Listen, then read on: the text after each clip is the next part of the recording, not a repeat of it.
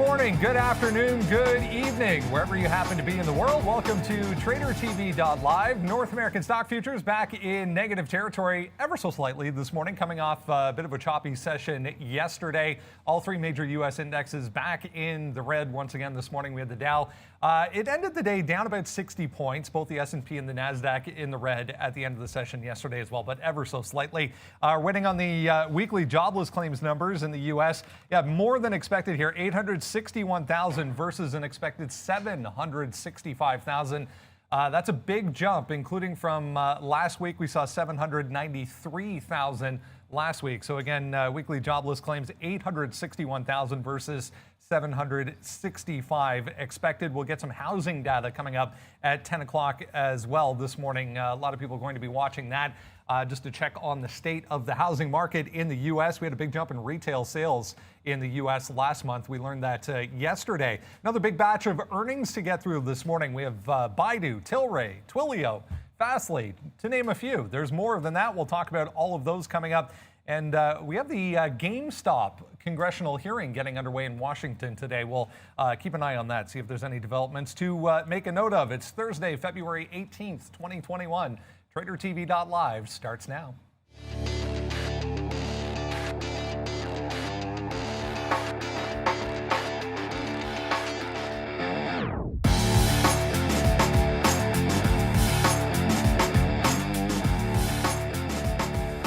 And there we go. Look at Asian markets from the overnight session. You can see Shanghai and Hong Kong. Yeah, big red numbers there, 2 and 1.5% to the downside. Let's go over to Europe, see how things are shaping up. More negativity here. England leading the way, 0.7%. We do have Turkey higher, also Germany trying to get back into positive territory as well. We'll shift over one more time, have a look at North American markets here, as I mentioned. Back to the downside, NASDAQ leading the way, 0.8%. We have the S&P and the Dow about 0.4%. You can see Bitcoin, lower to start for the first day in a couple of days here, 1.4% only, both crude oil and gold. Meanwhile, in positive territory. Good morning, guys. Yes, that was Sean making his grand entrance to the show this morning. Good morning. It is going to be an exciting day. I think we have a few things to keep an eye on this morning. Big earnings to get through this morning. We'll talk about Fastly and Twilio. Huge move aftermarket for Twilio. Pretty impressive, to say the least, for Twilio. Continuing to the upside. Baidu as well. And Tilray, guys, both Afria and Tilray looking pretty good.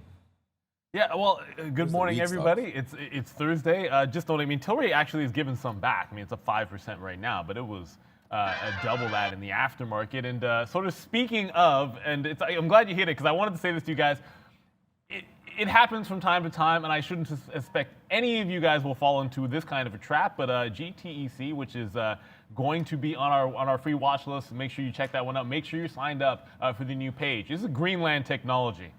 There is a GTEC holdings that trades in the OTC markets and in the venture in Canada that is a penny stock, that is a Canada stock, that is not this, okay? So obviously we don't want anyone to run afoul, but stranger things certainly have happened. And if you're wondering who that little ghost was that walked past in the intro, it was my man Sean Katina there. It's going to be a fun one today. I don't think anybody noticed. I don't think anyone noticed. Story here. Actually, curious, did anybody even see Sean when he walked through in the intro? I don't think anybody did.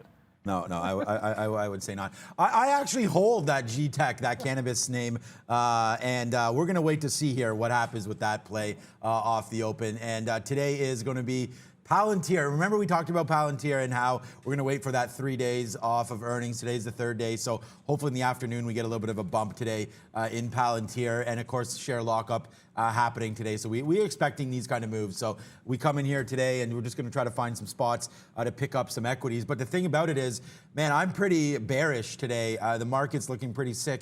We did see yesterday Apple fall down. That tends to lead. And yeah, now we're going to wait to see what happens today. Not great earnings. It scares me a little bit because Walmart was bad earnings. Twilio, although up, and I'm a buyer and I'm a holder of that stock, but they were negative. However, better revenues than expected. And it's just a lot of these stocks, I feel like they're starting to turn over a bit here, Brendan. So let's watch out for some downside today. Interesting headline. Just reading TikTok and the UFC going live with a multi-year deal.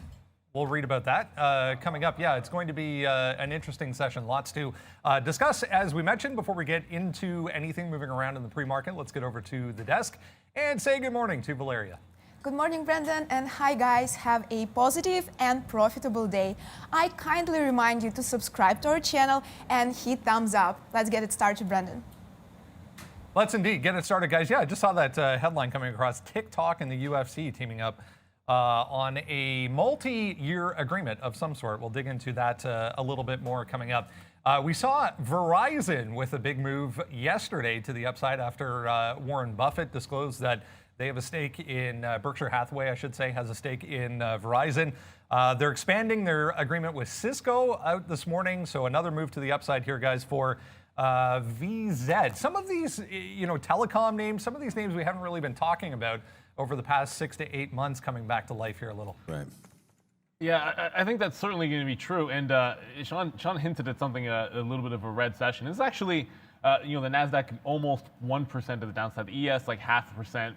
So, sort of at this time of day, one of the weakest that we've seen. I was a little surprised by how far Walmart fell in. Under normal circumstances, I mean, you would look at something like this top in Verizon today and start thinking to yourself, hey, this is like a momentum continuous type of play, 57.25. But when I sat down, my first thought was, hey, this could be an interesting pullback point. It's not usually the type of stock where you're going to get, like a solid like 7 or 8% return in just a couple of sessions. So we're heading towards the end of the week. I mean, if it was Friday, I'd feel a little bit better about it. But I do think there could be some profit taking in a play like this. And there definitely have been some sleeping dogs that have been woken up in the last little bit. We talked a few months ago about when U.S. Steel woke up. You saw a lot of Wells Fargo actually getting a bit of a lift, and they've been battered in the banking space. So you do see a few of these names that look pretty good. I just tend to think that this could be a bit of a pullback or some profit taking, at least in Verizon's case. It's basically flat in the session with a tight pre-market range right at the afternoon highs. If the market's selling off, that's just a recipe for a bit of a pullback. Yeah, we had this break yesterday, 56.50, and it was a pretty good one.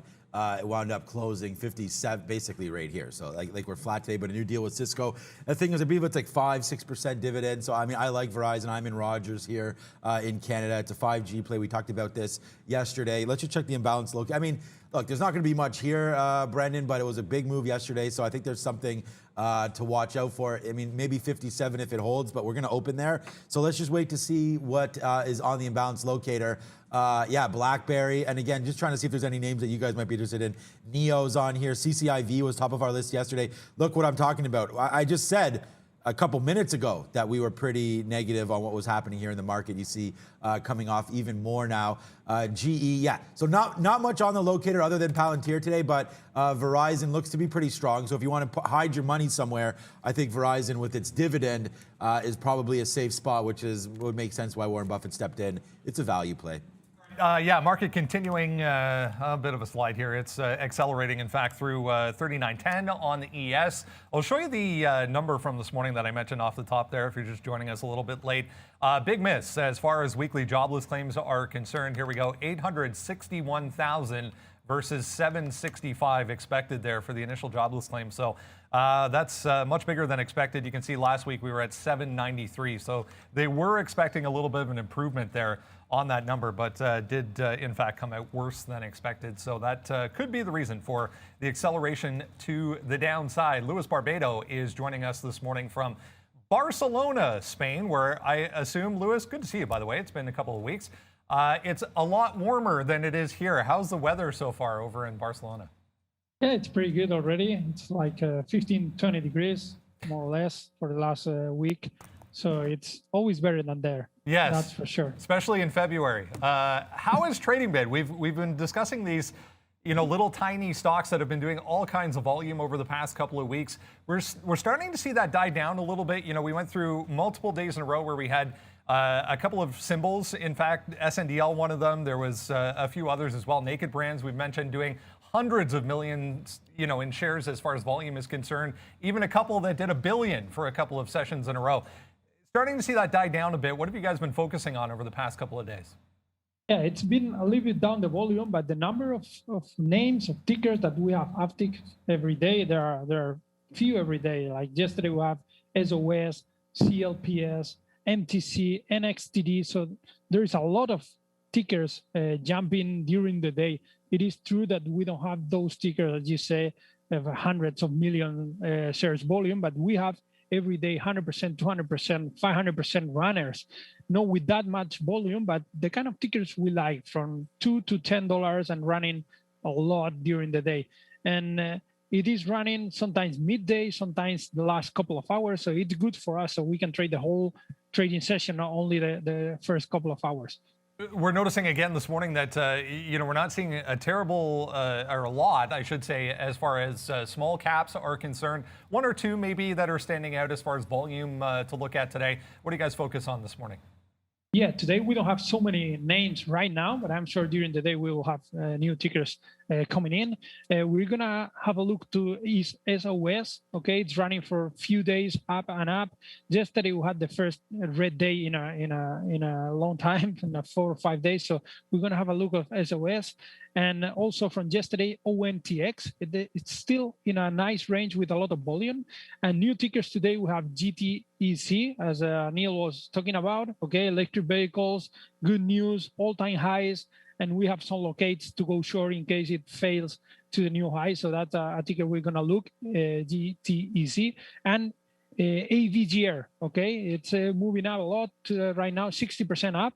It failed 350, so let's see if it holds here to $60 to $50. We have a runner in the first couple of hours. Yeah, that's an interesting one. Really no significant news when it comes to AVGR. We've been seeing this over the past couple of days. This one not China focused, but we've been seeing specifically, we saw that DOGZ yesterday, PETZ as well, individual Chinese related names with really no significant news doing more volume than to be anticipated. How much do you kind of focus on the why when it comes to a stock moving in the pre-market versus, the price movement and the volume? Yeah, if there is a why, it will be active for a longer period. If there is no why, no news, it is very likely, like AVGR today, that it jumped with no news, just speculation traders, high frequency trading that are pushing higher, and then it comes back pretty fast. So we will lose this ticker during the day. It's not going to be very tradable anymore after half an hour or 1 hour. AVGR, in this case, it is high percentage that it's when it popping up, gapping up, 4 over 5 times, so 80% of the times close below the opening price. So it's a good ticker to go short and do all the whole. Hi, Luis. Good to see you as always again. I'll come back to AVGR in a brief second, because you mentioned something about it in terms of maybe slowing down and not having as much follow through. And so I wanted to go to a stock that you did mention about yesterday, and that's going to be CLPS. Yep. As I like to refer it as clips, because it's just too easy to be able to throw that out there.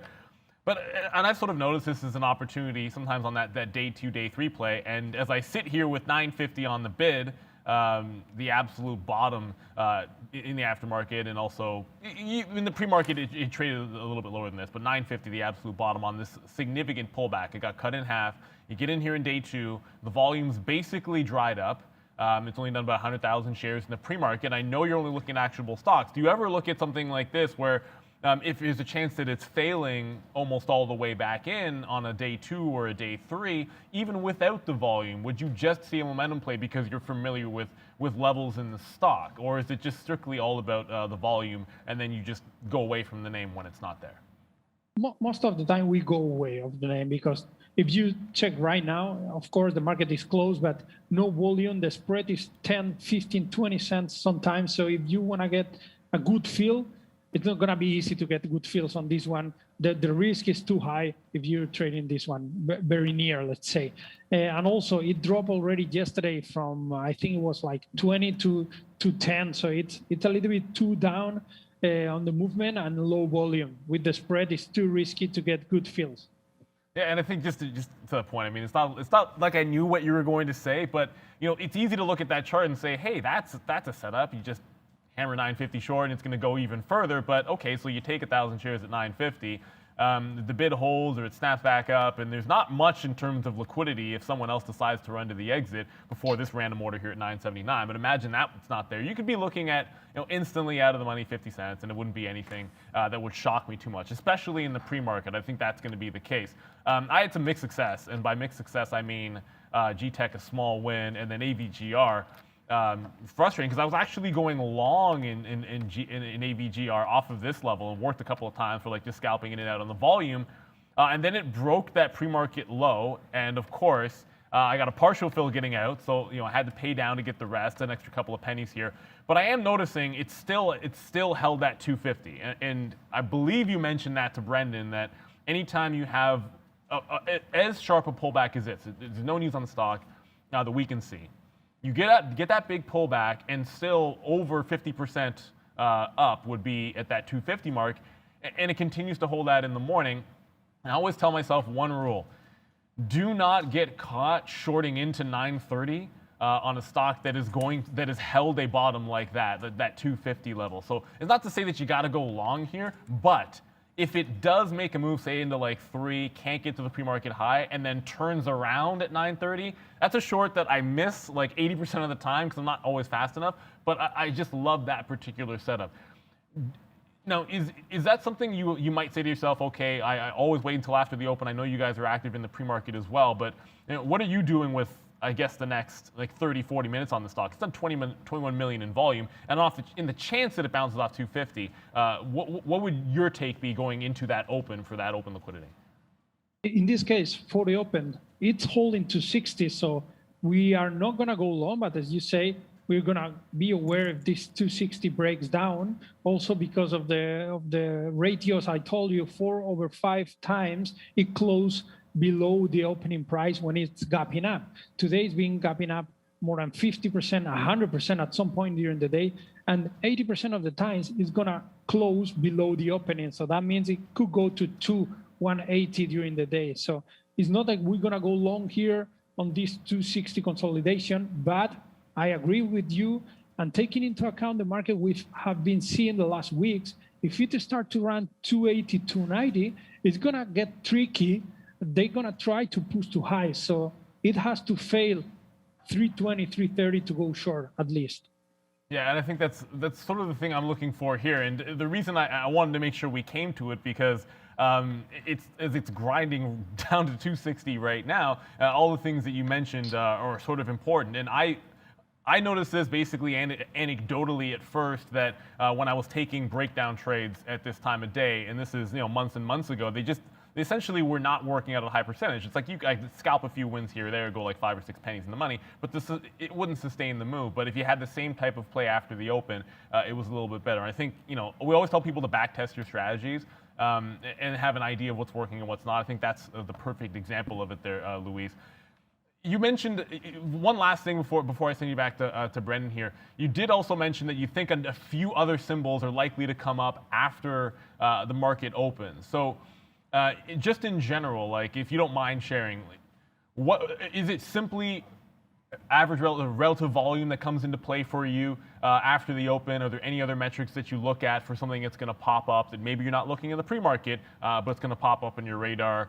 News, higher than normal relative volume. Do you look for things like halts, which I know I do a lot? Yeah, we're very aware of Twitter, what's going on. If traders and companies of trading are naming some new tickers, and then we create a guy here in the office. It's a genius. He created a scanner who find out what's having high relative volume for the last 5 minutes with movement. Okay, so anything between $1 to $10 that is moving more than 10 cents in the last 5 minutes with high relative volume, then it's popping up in our alert, and we're gonna have a look to it. So we need high relative volume and a price we like. We prefer from $1 to $10 tickers. Excellent. Always know exactly where your edge is going to be and stick to it. I'm actually going to throw you to Sean next. Yo, Lewis, what's up, my man? How you doing, man? I'm not doing too bad. How's hiring going? I know you guys are sort of going a little crazy there. You were mentioning that it's been a good little while for you, and you did bring up something there about some of your traders creating scanners and things like that. I just want to remind everybody that I think trading with not team trading, but trading with that mentality of everybody together and working together. I think it's fantastic. And I think your office probably does that maybe the best out of any. So how is hiring and how's that going right now? Everything is pretty good. We are 30 right now in the office. Wow. And we are creating, as you say, a backtesting with all the statistics that to find out what are we doing better. We create this statistic system, and then we create a scanner right now, so we can find new tickers during the day. We have created something very interesting for as well for day trade war environment, which is a chart that it creates you all the entries and exits and everything. So, well, we're trying to improve here. We're not gonna hire any more people after March. In March, there are 10 new guys coming in, wow, and that would be all for at least after the summer. No more people here. We want to focus on the guys who are here already, add them value, and make them even better traders. So we're gonna stop the hiring people for a while. Okay, so just, I know you don't talk, I mean, you talk mostly about small caps. I'm going to bring you to large cap world right now a little bit, if you consider Palantir a large cap.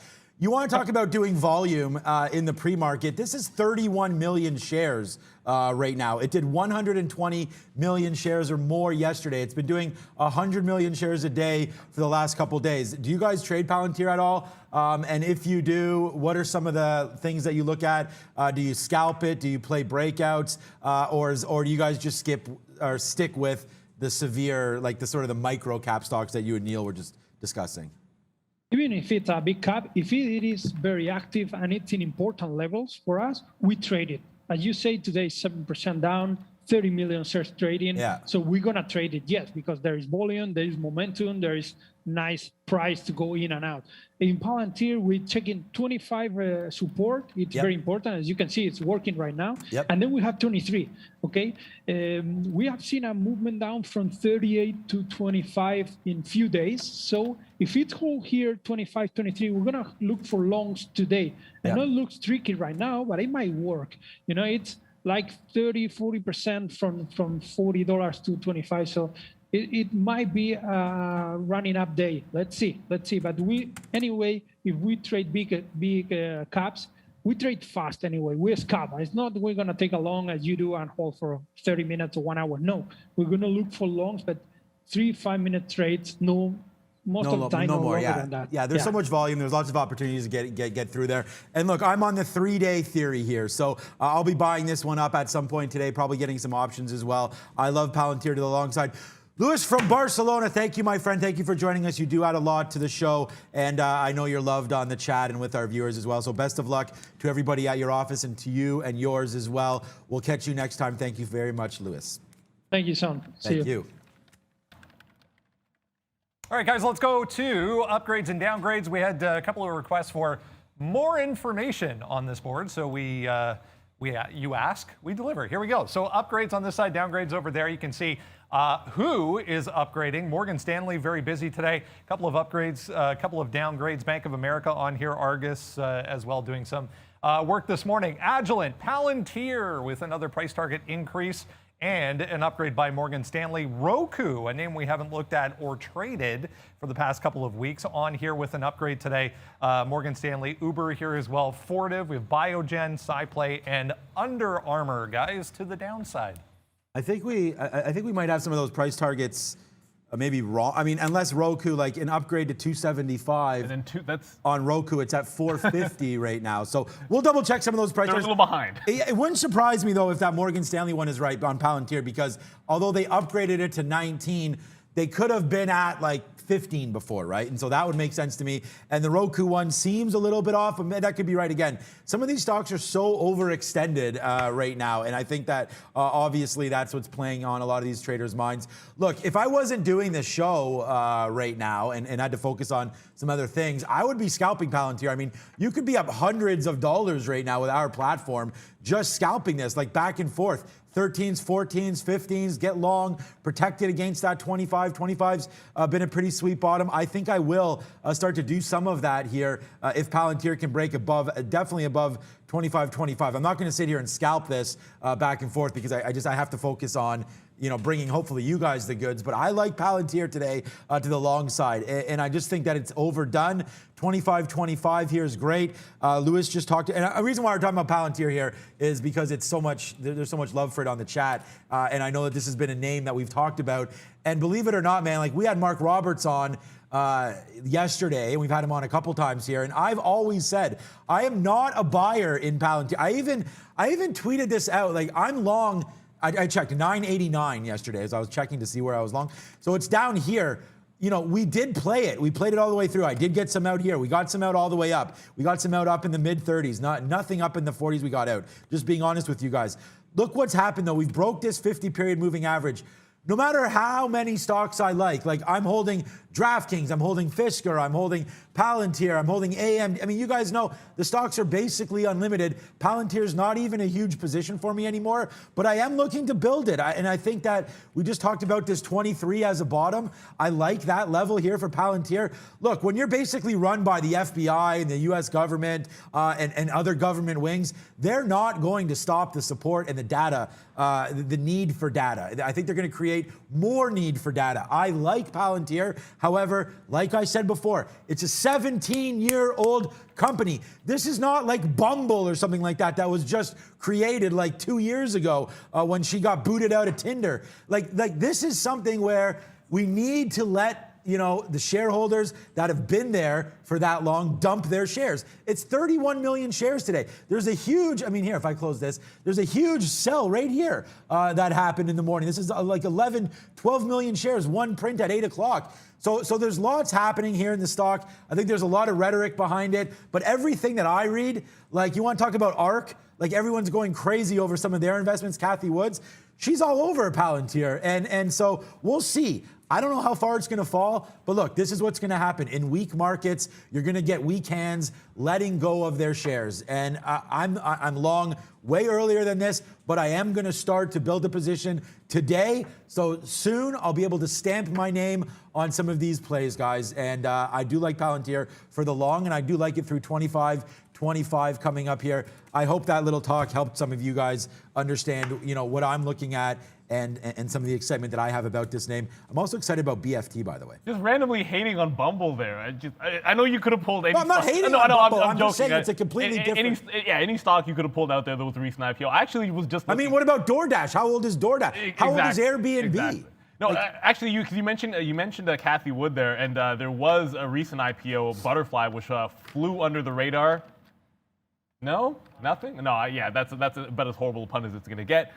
New compact ultrasound technology. It's actually pretty interesting tech that they had, and of course the second that she endorsed the stock, and this is going to happen with celebrity endorsements or big fund manager endorsements. A big bounce to the upside, which it's actually trying to hold right now. It doesn't trade a heck of a lot. It's only done about 100,000 shares so far in the pre-market, but it is worth noting. We always look at these initial ranges for significant prices. I always like to see, does it hold the bottom? That it's obviously going to be, first day trade. Do you have a nice little low you can hold? 22 does that, and then you get the little break through 25 here, and then supporting essentially 25. Don't get it mixed up with Palantir at 25.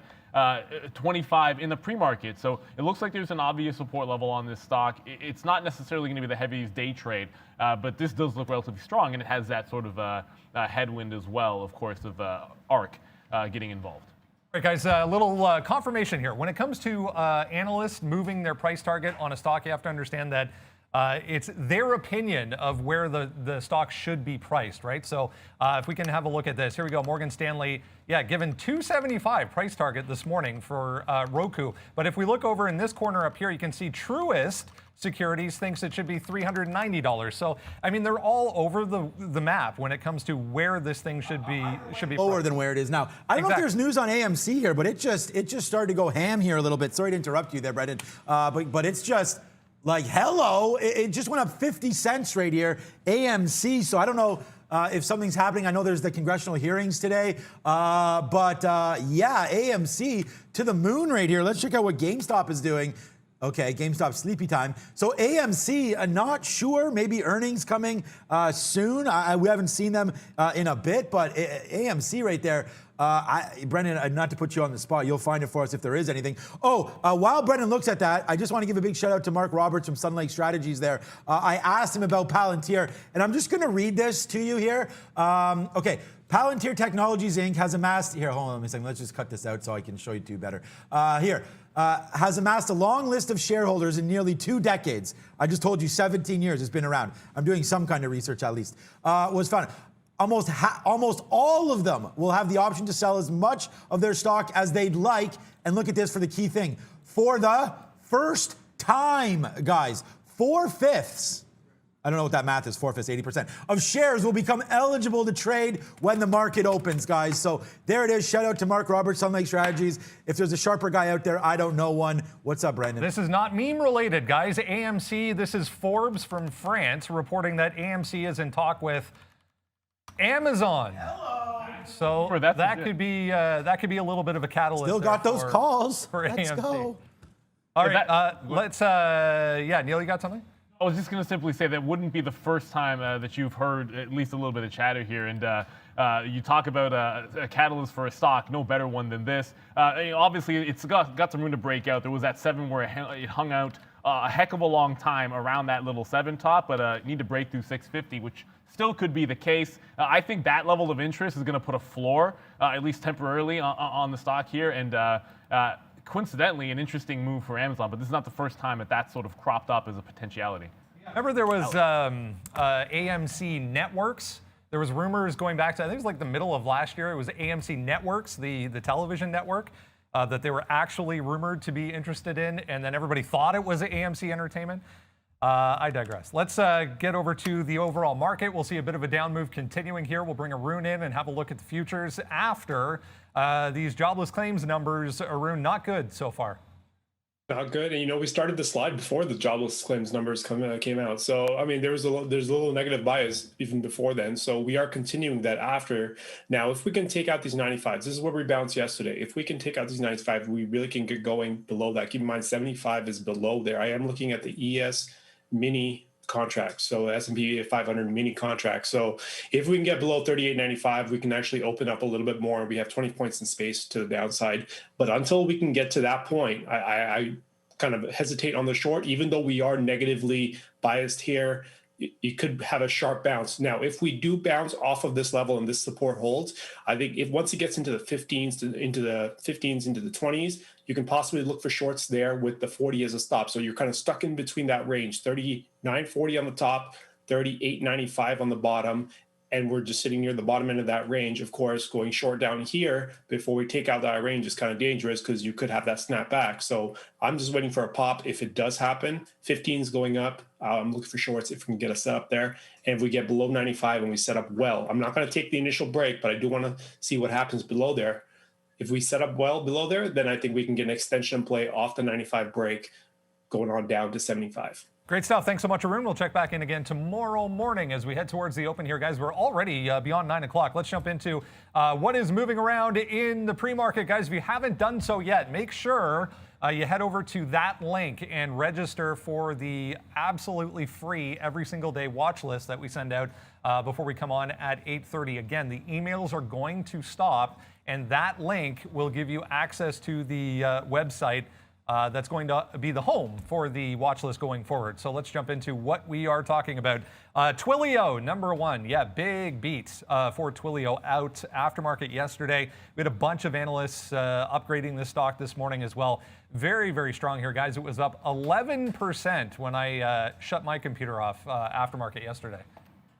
Yeah, I could talk. I mean, I will talk about Twilio here, but bang! I mean, we just did it again on AMC. So let's just go, mamma mia here. I mean, you get a rumor like that, 607, we buy it, we hold it against us a little bit, and then we get out at 35. So we're starting the day off on fire already here, guys. With AMC just hopefully going to moon here. I still do have those options, so lucky dog for me today. I was just waiting till the ultimate. I have to get them out on Friday, so we'll get them out today off this news for sure. So a good little move up there. We just took some out 34s. Look, Twilio, Revenue beat, everything kosher on this side of things for Twilio, up that 9% today. Not a great guide forward, but it's not a horrible, I believe that's what the story was anyways. Their revenues missed. JP Morgan Chase expecting a loss on revenue of 455 million, but they got 548 million. So they did beat, they got more revenues than expected, still a loss. Look, they're in the right space again. It's digital. It's all about communications. There goes, look, right now I'm loving this AMC trade, guys. We're long at 607. You can see it on the board. Well, you can't now, but you will in a minute. Again, up 8% on not a great month or quarter. It doesn't seem super exciting to me. I'm a Twilio shareholder, so I am loving it. I have been dumping this on the way up, but 450 is a great little number here. We'll see if it can stick to that. Remember, options eligible time, 450 and 475 are some levels that we'll look at for that. But I'm going to go back over here and just continue the destruction on AMC. Good trade here. Yeah, I'm looking at maybe like a 435 to 442 pullback area for Twilio here. It was a great bounce off 6 even into now 650. I didn't hold for 650 on AMC myself, but looking to scalp it. The volume's now up to 7 million on that particular stock. But if you get a further pullback and dip, as Brendan mentioned, it was up 11% at one point. There could be some selling. The market is still sort of selling off a little bit here, and I would expect that there could be deeper profit taking. In that case, if you're going to be a buyer today, you're probably going to want to show some patience with something like a Twilio. That's why the 35 to 42 range. It's a wide range. When it dips in, you got to see where support lines up, and then 35 would be a hard bottom for me there if I'm going to have that long. I'm going to be looking at, and it's funny you mentioned there scalping on Palantir there, Sean. Yep. But if I get that one in my crosshairs sort of right at the open or just before the open, I am going to look to play off that 25 level. It's definitely juicy. AMC bounced off 6. And let me give you guys a chart here just for a quick second on that AMC. It bounced off 6, but there wasn't actually, it wasn't like there was size or anything when it pulled back in. It was just one of those, there was tons of volume around that particular price, which gave you that jump off. So I think it's worth a defense, but unlike Palantir, it's not like there's someone sticking a gigantic bid at 6 even like you'll see at 25. Okay, still kind of monitoring AMC, guys, just to make sure we are dealing with something solid. Yeah, it was Forbes France edition reporting that, but I'm not actually seeing it anywhere else yet. So just tread lightly, I would say, for now. But as soon as I do find something, I'll let you know. Let's go to Fastly Incorporated. They reported as well aftermarket yesterday. Miss for them. They reported a loss to the downside. Revenue was 82.6 million. For the period. That was the only thing that beat forecasts. Their guidance going forward also a little bit on the light side. Market is weak. Fastly looking a little weak here, guys. Yeah, Fast. Look, I like Fastly. Especially talking about that TikTok deal. Fastly's into TikTok. They're running the engine in the back end there. So Fastly, a good little. They bring the internet to people. It's all about ads and stuff like that with Fastly. So look, I wrote down that I'd love to go short here on Fastly today. I just don't have any levels. If you look at a daily chart here. Hopefully this will load up a little bit. Yeah, I don't know why it's not. Okay, there it goes. We did have that big drop on. This was a revenue warning before there. This is actually a warning there all the way back to the downside. They did retrace all the way back up, dipped again to this 83 level. So that was sort of what I had in mind. We're 30%. We're still holding 70% of that AMC as it's bouncing around 630. It's only a 30-penny winner right now. But I'm looking at these bottoms. To be honest with you, I know it's been a big move down here in the last couple of days. It feels like somebody knew something for no reason. This thing goes from 120 basically down to 94, 95 yesterday, and then the report comes out. So I'm just wondering if it's sort of, those in the know got out around here, and now you're going to see a little bit of a bump back upside. So I'm going to look at this 86.50 as a level to go short on Fastly, but maybe it might be one of those e-hang type of things where we're thinking it's going to go down and then it just starts going back upside. So if you did like an upside move here, 90 looks pretty good as well. Let's just wait to see where pans out. It was not a great quarter. They're not even on the imbalance locator right now. And again, no surprise here with Palantir with a big seller. We just told you 4/5, 80% of shares under lockdown come off today. So we are expecting that. Nothing like that on Fastly, but not a great quarter. So we'll just look for 90 to break on the upside or this 86.50 on the downside. And sort of worth noting on that imbalance on Palantir, I'm actually going to, like I said, I'm going to scalp some of this, take advantage of it. I actually just went long in front of that 5 initially, and we'll see if we can just get a few pennies on it. In and out as many times as I can here. But Fastly just broke this 87.50. Now, it's done 300,000 shares pre-market. Anytime I see a level like that and you're thinking it could rubber band, bounce back up, Sean mentioned that EHang was very, very similar in that he came with a negative sentiment, and then it basically it just bounced all day long, essentially. I would love that 87.50 if it happened after the open, but beggars can't be choosers. Looks like it's already going. If there's a dip that Fastly can hold that price, I think maybe you can catch a bounce off it. Otherwise, I don't know that this is going to be a trade on Fastly until volume comes in that opening range, because just that one level to work off of. To the downside, if it just goes absolutely ham, I like an 80 at some point, and there's Palantir back up to like 25.10. At some point, I think the long is going to be like taking 1s or 2s. For now, you can take it at like 5s and 6s. All right, Baidu next, guys. Another one that reported aftermarket yesterday. We were higher aftermarket yesterday, but back to the downside for Baidu. They posted Q4 total revenue that rose about 5% to the equivalent of about 4.6 billion. That was still kind of in line with expectations. So a bit of a mixed look here for Baidu today. Yeah, Baidu's too high up, in my opinion, right now. I'm also long right now as well, 9. So we'll wait to see what does on that one. BID, you were talking about Palantir there. Baidu, yeah, so there was earnings there with Baidu yesterday, and I haven't done too much work. I've been looking more at Walmart and things like that, but I do know that Baidu today, if I can scroll up, my computer is kind of screwing up here. Okay, and my chart is screwing up. I got it. Yeah, okay. Okay, now it's coming.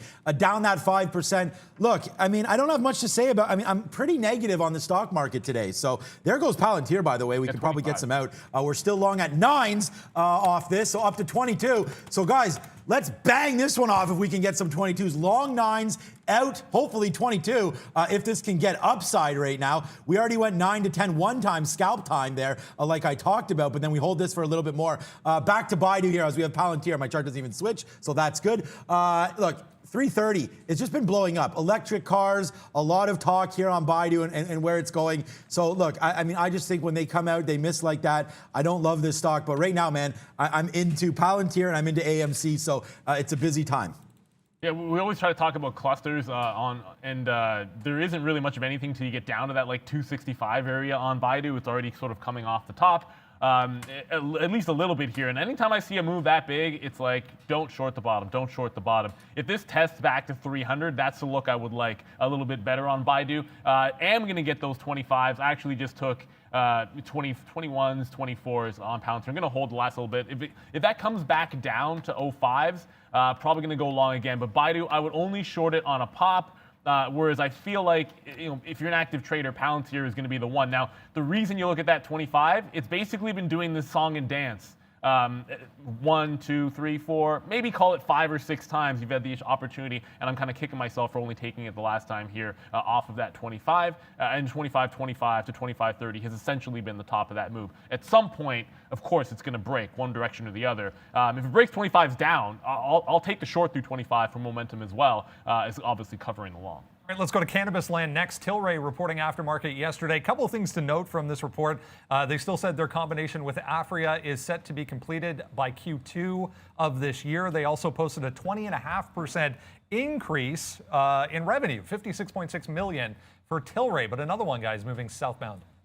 Yeah, I wrote down for Tilray $36 here. Let's go back over to Tilray quickly to show you guys what we're talking about here. And there we go on Tilray. So yeah, you guys can see right here. It's very, very interesting stock.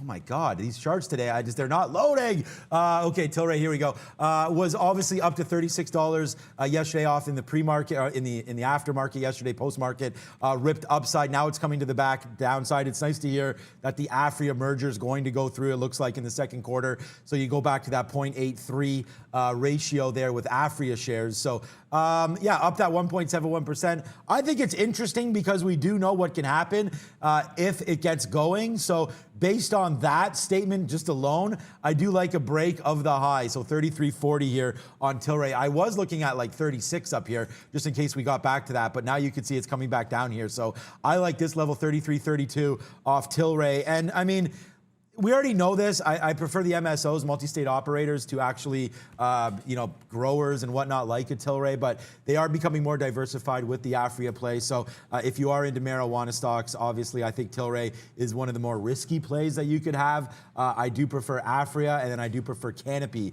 And we can look at what Canopy's doing today, probably down a little bit. Let's just wait to see. Oh no, is it gonna be up? Is that right? Yes, 2.4%. So they all are catching a little bit of wind here from that Tilray report. So let's watch out for Canopy. Again, Tilray, come on.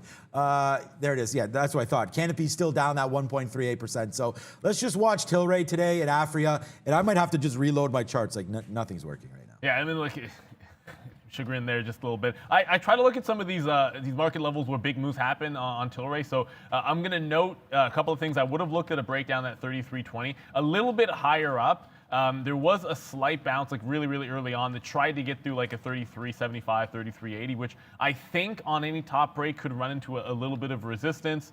I'm also going to be looking at the downside here. It's put in a lower high off the pre-market, but 31.50 is going to stand out for me here. If it continues to pull back in, I'm probably going to be looking at a short through 31.50. Getting shares on breakdown trades, you try to get it if you can. It's on a market order, I'll just get aggressive with a limit order. But I'm going to be trying to go short 31.50 if it does break the low. And then the top end for me is a little bit closer to that 33.75 mark. So it's a wide range over there on Canopy.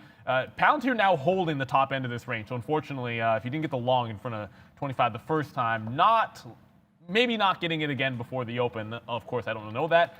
But I am going to see if we can't look at this little dip here into 6 even on AMC, which is coming right back in. A little bit of a bid this time. All right, guys, let's move on to Walmart. Yeah, out this morning. We touched on it briefly there. To kick things off this morning, not good for Walmart.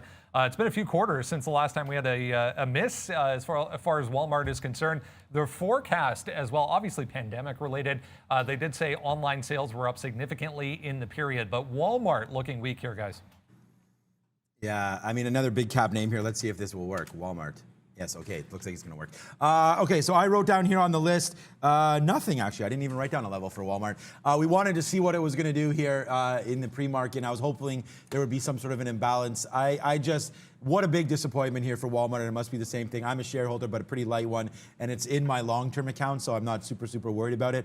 I was hoping that this was gonna be a big quarter for them because of the fact that, I mean, I know it's true here in Ontario, and I think across Canada anyways, that they're not letting the small guy open up, they're letting Walmart open up. So if you need a new fridge, you need anything like that, you gotta kind of clothing, anything, you gotta go to one-stop shop here. So Walmart, I thought, I mean, obviously Canada is not the big wheel for them, but I thought Walmart would have turn the dial a little bit there. They did talk about some investments, obviously, in their future, in some of the technology plays. But I mean, it's disappointing because we've already been down here. We were down here back February 1st. So that's the levels that we're looking at right now to see if we can hold this 138.50. And I mean, right now it's 139 and change. This level just staring me right in the face here, 138.67. The very bottom of that wick is 137.50.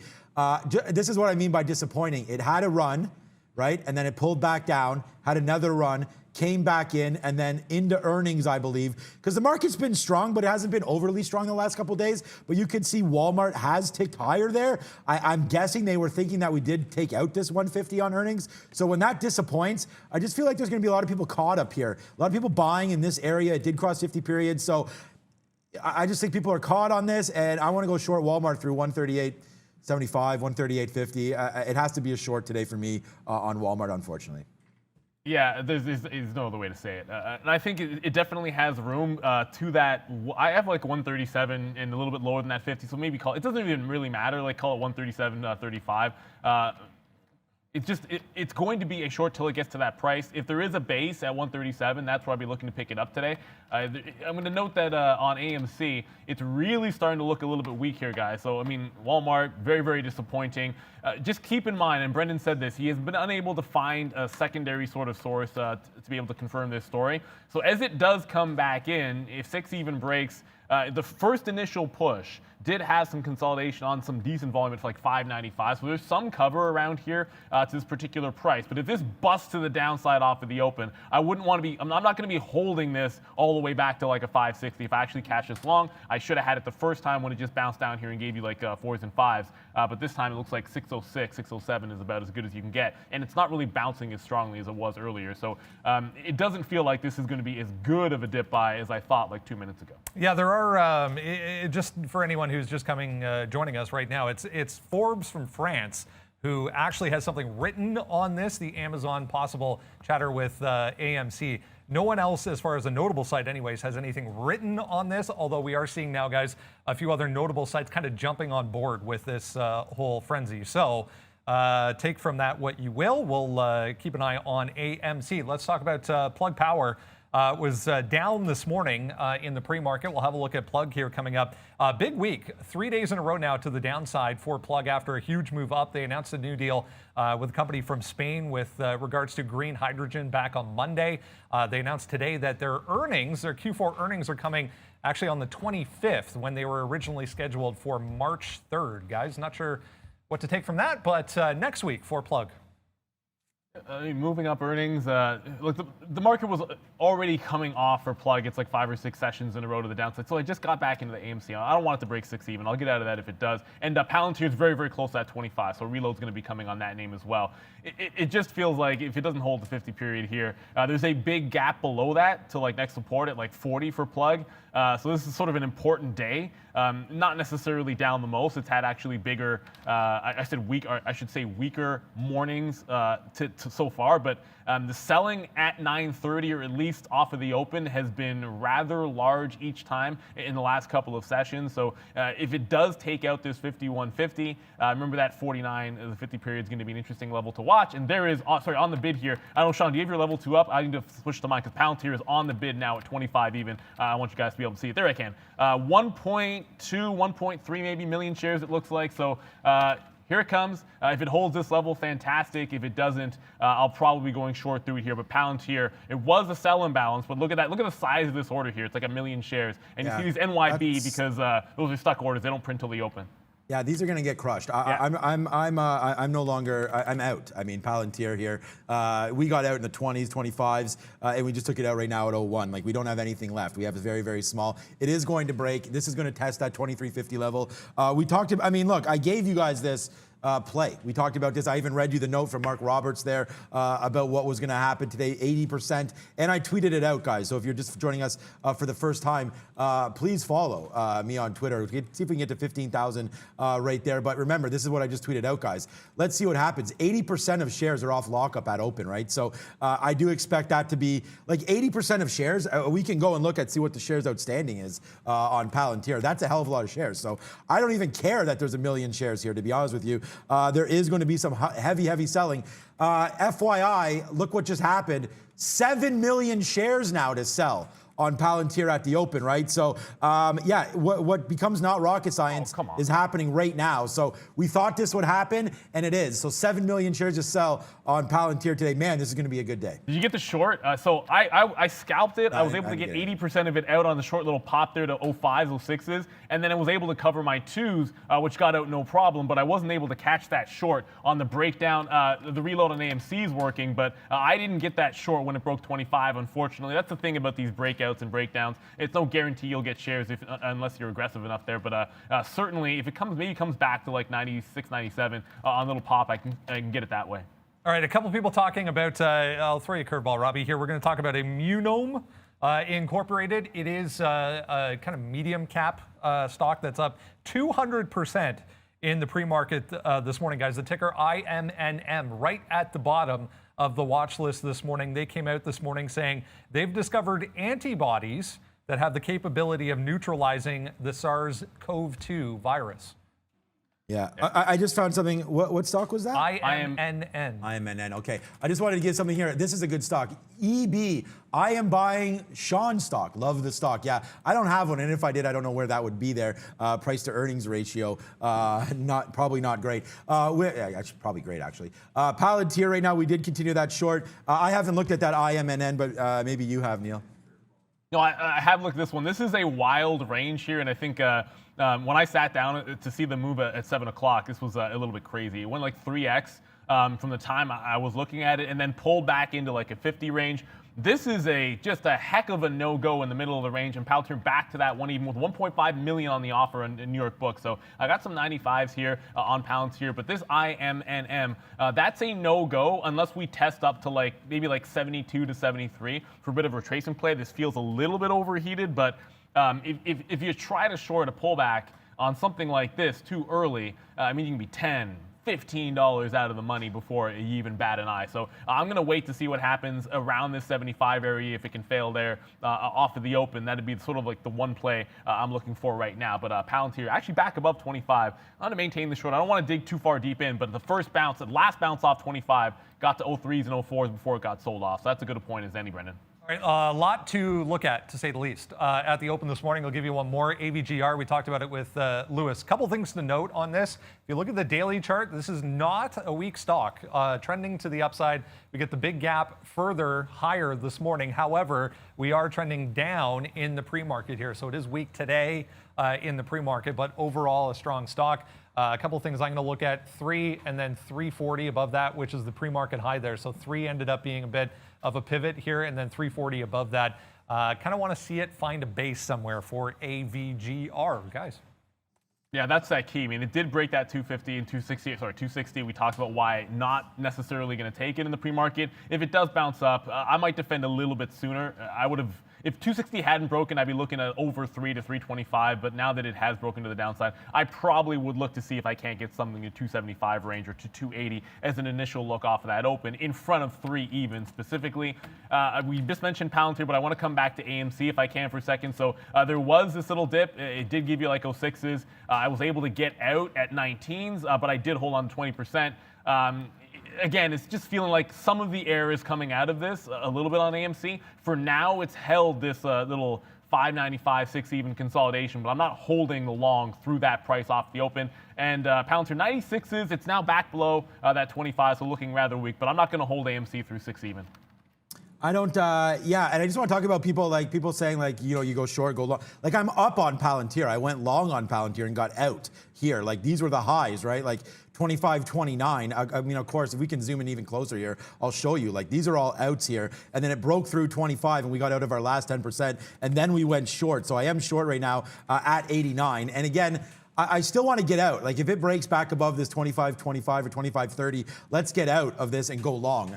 But right now, I do have my bids. I'll tell you where my bids are. 24.11, 23.50, 23.21. Those are where my bids are right now on Palantir. So I am expecting Palantir to go down, hence why I'm holding this short.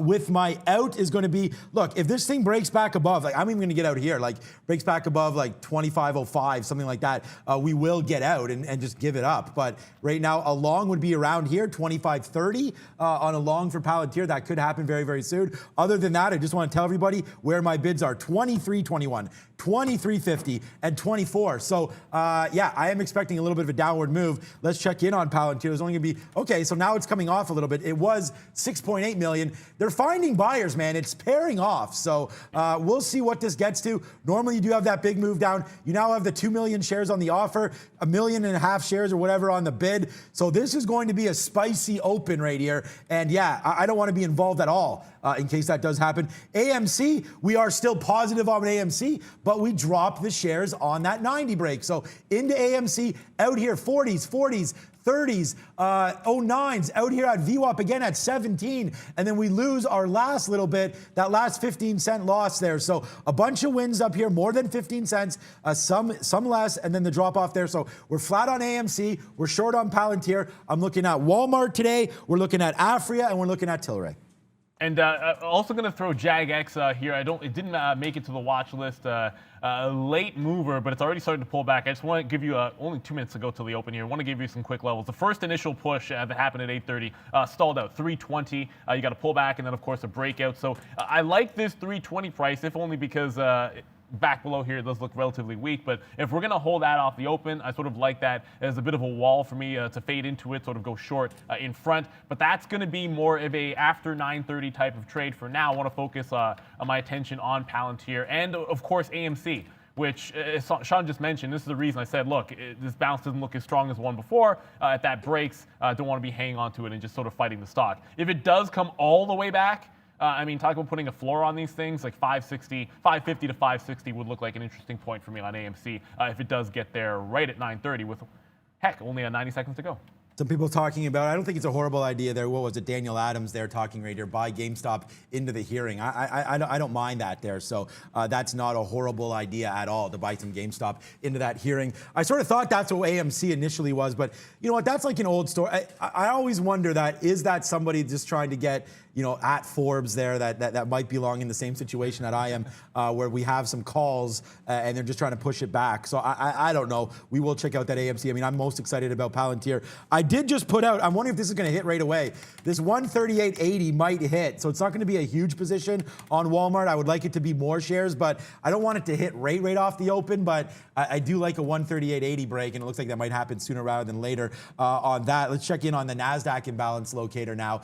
Naked brands. We talked about Plug Powers on there. Cisco with the deal there, Brendan, with Verizon. AMD with a buy as well. So it kind of looks meh, nothing too exciting, not compared to the imbalances that are here on New York. And it's really only one. You got AMC was just there as a bid. That's exciting. NEO as a sell, and Palantir getting ramped up again on the sell side, guys. Yeah, absolutely getting ranked up. I want to come back to that G-Tech, the real one.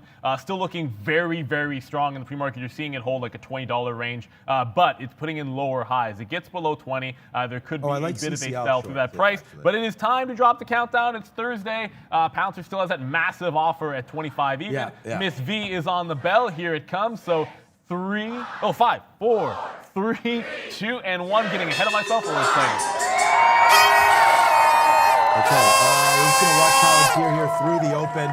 Okay, so we take Tilray off the top right now. So we get long 33.40 on Tilray. We're only going to give this back to like 32.50 or so. But right now, 33.40 on Tilray. A nice little long there, taking out the top. We do know that there's earnings today. Let's see how crazy this one goes. It could drop just as fast as it goes up. So 32.40 on my mind for Tilray. There goes the Walmart short as well. A very small position, so we will have to build into this one. And Palantir not moving yet. Okay, yeah, I rounded the quarters on Walmart. I was saying it didn't go, but it hasn't gone through the quarter. That's 75. That was the price I like. I just like rounding into them, guys.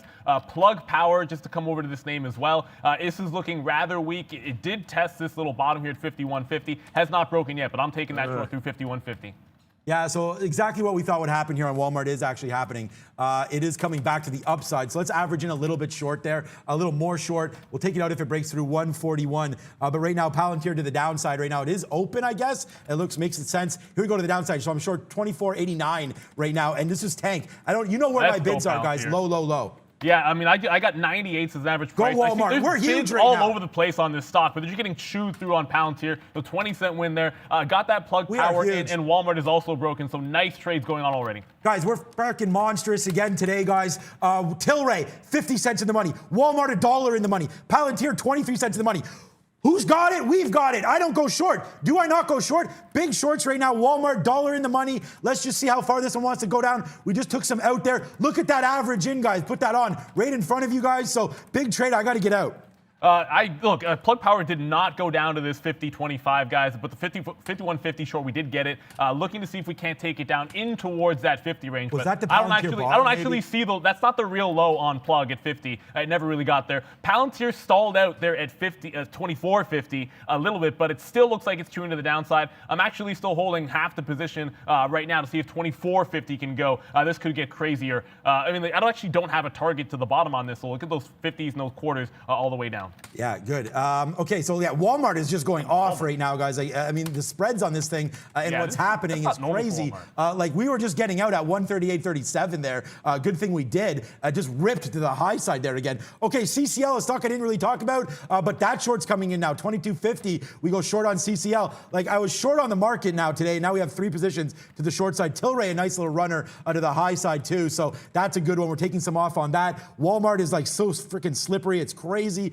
So we're getting some more bids on there, and then CCL to the downside as well, guys. And my Palantir is cash money. We did cash out most of that on the downside there in the 40s and 60s. So big day for me today. Yeah, and Palantir bounces all the way back in to like 25. I actually didn't get any shares there, unfortunately. That kind of stinks. I wanted to get a reload if it holds below that price. Plug Power is actually consolidating in the money for me, so I'm going to go ahead, put a bid in front of 51. If it breaks that, the rest of the target's going to be down around that 50 price, guys. So it hasn't gone there yet, but if it breaks 51, I should have a third of it out. I want to go back to this JAGX just for a brief second. It bounced off the open into that 325 and is now turned around, so it's a little bit late. I certainly could have had 25s to 30s, but either way, I'll use that opening range high, that 330 price, to see if we can go short in front of it as initial position here. So just got into JAGX, 19s to start. I'll give it to 330 on the first look.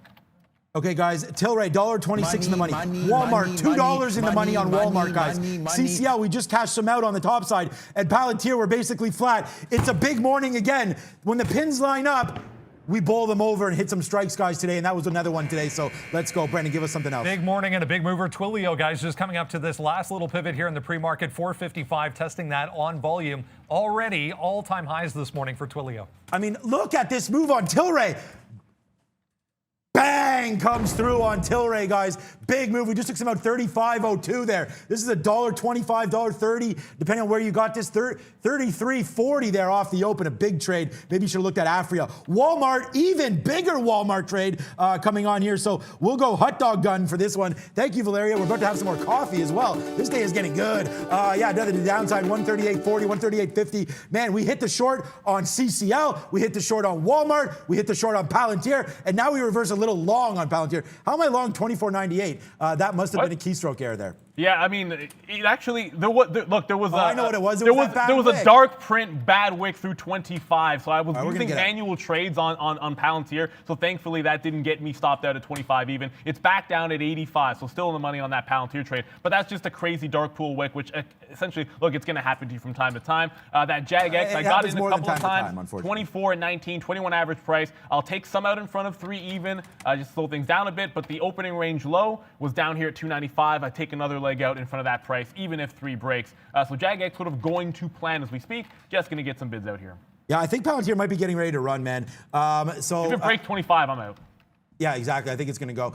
Look, if that was the lockup and that was the shares, then let's get hella long because like that didn't scare me one bit there on that drop. So we'll wait to see if, like I said, I don't know if it's going to be over or not. We'll wait on that one. We're accidentally back and forth here. I mean, we meant to and still been short. But there goes. There it goes. Here we go. So here goes Palantir. I just talked about that. That couldn't even get like long. A big enough move there. So yeah, for some reason now I'm long at 25.35. So this stock is going apeshit right now. Palantir, watch out, guys. You couldn't even get usually get 5, 6s, something in that range. I got, what did I get? You had to cross to 35. I got 05. Yeah, I was able to get out manually of my short position, but was not able to get that long. 25, 35 is definitely that key price, that little range, guys. So watch that as it depends on the back. This could absolutely go moonshot action here. Yeah, and it is. So well, hopefully we'll see. We are long at 35 now. Just took some out at 50s. Took some out at 55. I mean, this could easily just come back downside now. 73 million shares. I mean, I don't think this is going to moon. If it does moon, it has to break at least 26, obviously, if it's going to moon. So let's wait to see if that happens right now. I'm still weary of it. I would not be loading up long on anything right now as far as that is concerned. CCL, okay, we are going to have a loser, it looks like, soon. Where's my out on CCL coming out soon through 91? So, yeah, almost like this top here. It did take out that bottom. We did get some out at 40, some out at 45, but yeah, we are still holding it. So here goes CCL. Right back to the upside. We're going to get out if it breaks 90. There it is. Oh, no, did it break? Yes, it did. So we did get out there. So now we're out of CCL. So that one was a loser. So we dodged a couple bullets today, not this one on CCL. Yeah, and here comes, I'm going to take a hit on Plug Power. Got a little greedy with that one. It's going to look like it's breaking 53.50, so I can't let it get past that price. If it does, we're going to take the hit and have a negative stock today. But Palantir actually just got my first out at 25.55 here, and then a sharp pullback again. So had to get a manual trade, but we looked at that range. Remember when it was holding 25 even, and then 30 was that top, 35? That's where I elected to go long on the dip. So I didn't get it on the break, but actually able to get that same price on the dip. Palantir just turned at that 60 level. If it can hold 35 again, decent shot that we're looking at 85 to 90 is the next target up. Yeah. Palantir, a good trade today. We're making some decent money on that one for sure. But it's been exciting, like to say the least. That one's back and forth and around Palantir. A lot of stocks moving like crazy today. What's up, Brendo? All right, first day in a couple here for some of the semiconductors, guys. Seeing volume at least. Yeah, we are positive here for Micron, 1.8%. Just had an alert through that high there. 87.50 trying to get to day highs for Micron. Keep fighting this CCL here. I went short again on CCL. Yeah, 23.05. I guess we just got to wait for this one. We're going to go short again one more time and just wait for 23 this time, guys. CCL.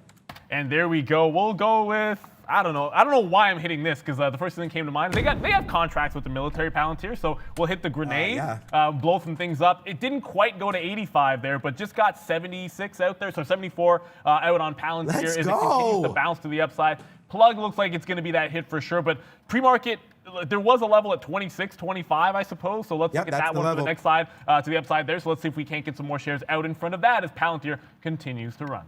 Yeah, buddy. Yeah, Palantir, great little trade here, guys. We're still long at 25.35, so a nice little 50-cent win on this name for sure. We get back in, and now you go down, really? So we have about half the shares that we had in the first place on CCL. It's a losing trade for us, but it is coming back to the downside. Short 83. It's only at 78, so not a huge winner there. Walmart has come back, but we've gotten out of a lot of our Walmarts on this downside on this move down. I told you it was like on crack there, just bouncing around like crazy. So we have to wait for that one. Actually, Sean, when that settled down, I actually figured to myself, okay, I got some out near that low of the day, but on a bounce play, 140 is where it stalled. So I just got back, I guess got some shares short in front of 140, well, 139.36, so not close enough to 140, but 140 is going to be my stop. If this comes back to the lows, I'd probably just cover it because can just go short in a 138 break. So if it gets down to 138, I'll get out in front and then just try to make a new trade to go short again. Yes, sir. I agree with that trade for sure. Okay, so CCL, I'm going to get some out in the mid-70s here just to make back a little bit of what we lost here. We're going to use 23 as our out. If that breaks, then we are out of here. Okay, Palantir, we're getting some out there again, 72s, 75s. We're still long from here. We're long from here as well, so breaking through VWAP.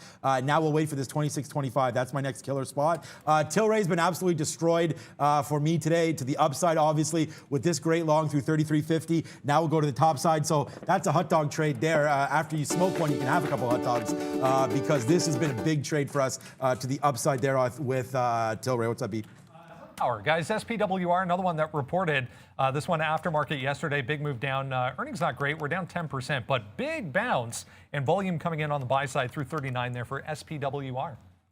And always make sure you're checking out the watch list on our new website because SunPower was on that list. We don't get to all of them. Walmart just got that target there, 138.65. I'll throw another bid in front of 138, but a little closer to it there to get the rest of it out. And then if it takes out this low, and I apologize for these wicks, these dark pool wicks, just skewing the chart, is a 138. I have 17 as the bottom. But I would be going short on a 138 even break. So I would let it take that low and then break through the actual like even dollar bottom before getting into a new position on Walmart. And I'll be flat at this 139 re-entry that we did have in front of 140. Yeah, you guys saw the damage. We just took it out basically the same spot there, 138.50 or 60 there on Walmart. So we still have a little bit short, not much, but we've killed Walmart today.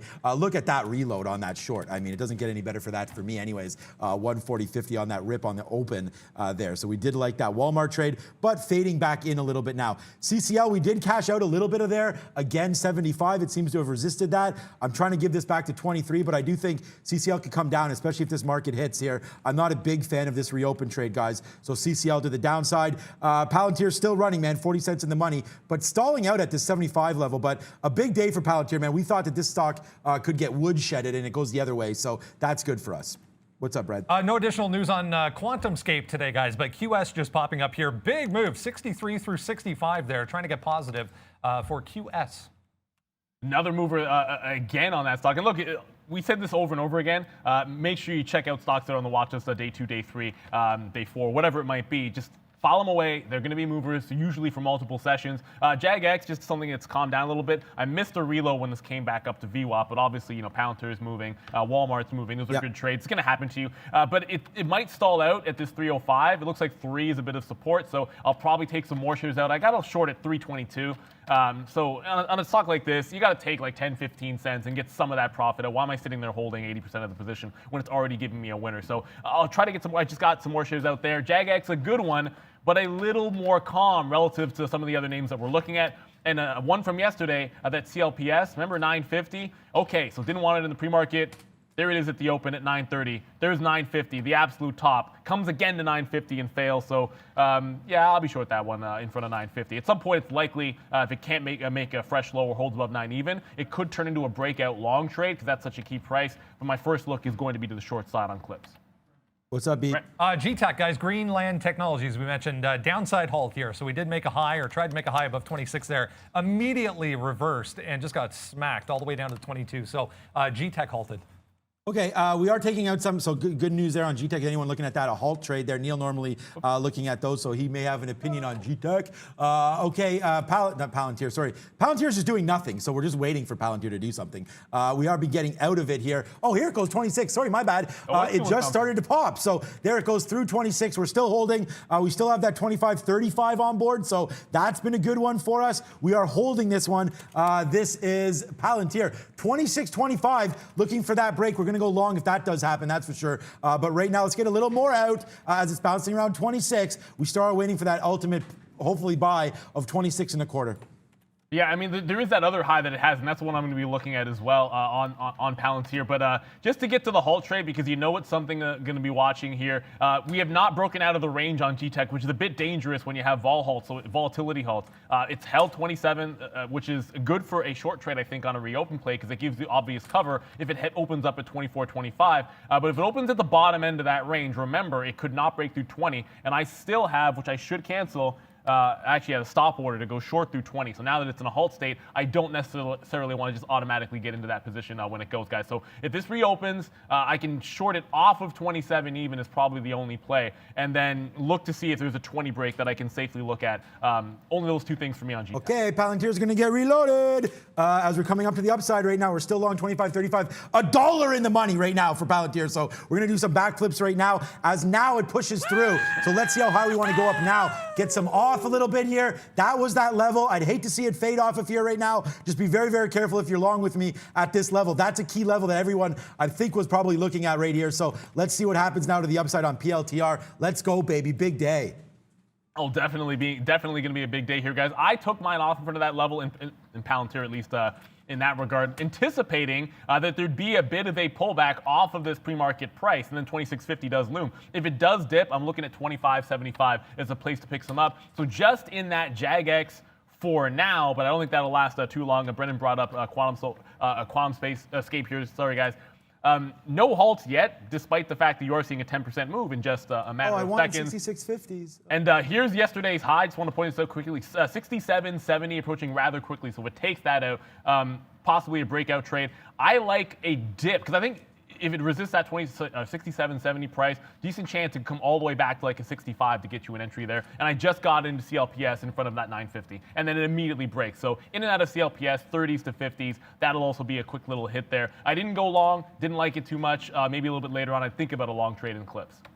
Okay, so we talked about there'd be some damage or some warning signs there on Palantir if it did fail there. So we would be getting some out. We still do have some shares. It's not really a big problem here, but it did just break back below 26. So you got to watch out for that. QuantumScape, we did take a 68 break there. So again, you know what? I wrote down on the list today 66.50, which is embarrassing because we've been looking at too many things right here. 66.50 right there, QS. So we did miss that break.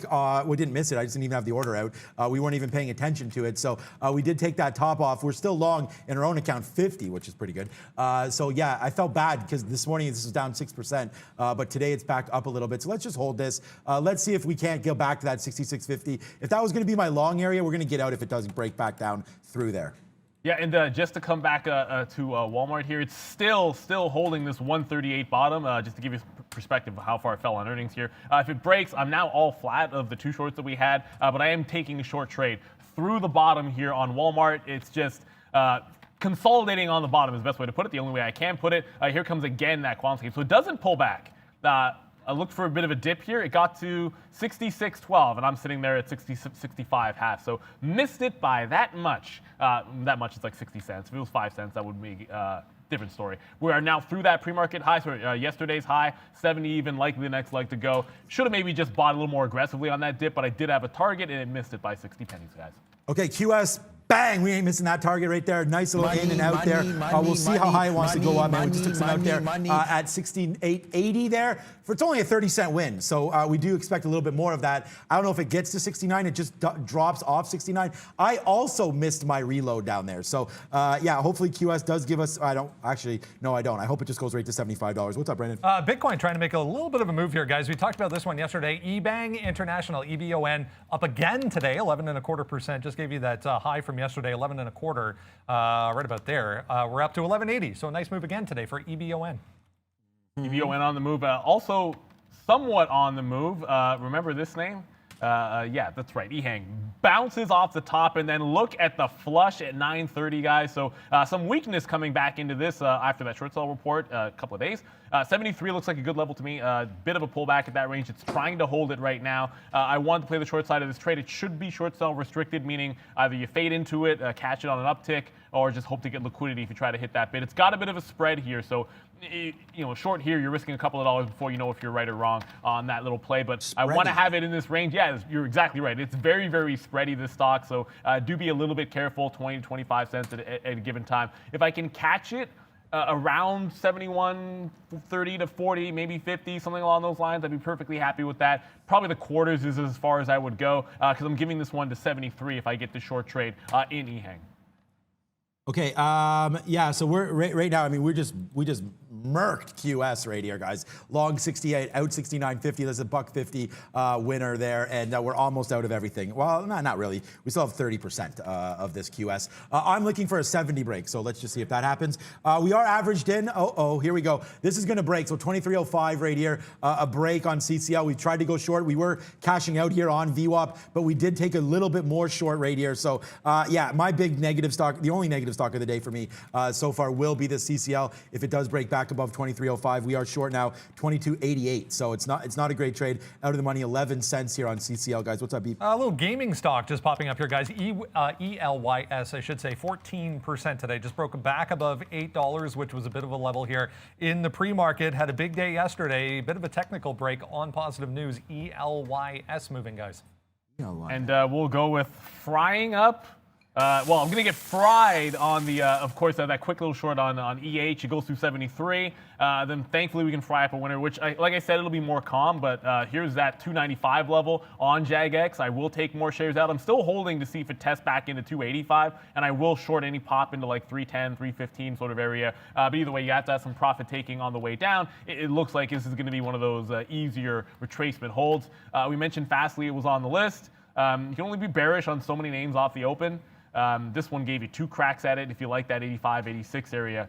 Only a couple of dollars, but it is down 10% already. So this stock now $10 off of yesterday's close, but there was a nice little retracement. If it does hold this low at 84, you sort of watch out for this 86.50 pre-market low, and now retracement low. There was a breakdown at that price. It does give you a bit of a long setup for a breakout trade a little bit later on in the session. So file that 86.50 away on Fastly. Okay, so I'm just going to give out, well, not give out, give up, I guess. Not give up, but look at Palantir here, 25.89. Is that what I just put there for my breaking spot there? Anyways, if it gets down, it is struggling a little bit here, Palantir. After all that action, 102 million shares right now, that was exciting to the upside there. We did see a big order come through, 1.5 million on open there, and now it's just, here we go. We're going to get out of this in a minute.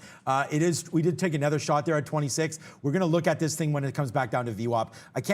It's not that I can't hold it. I could hold it, but that's not really my style, as you guys know. So let's wait to see here. We'll get out and then we'll reload it. We're not going to throw away the money here on Palantir. So let's wait to see on a break here through 85. We'll get out and then we'll reassess this one on the upside of Palantir when there it goes. So we're out. Now we'll see what happens here if it comes back down to VWAP. I do like it a lot better down here, 25.50. So let's just see if that comes. Of course, there we get out at maybe the bottom again. Let's wait to see what 25.50 brings. Here it goes to the upside.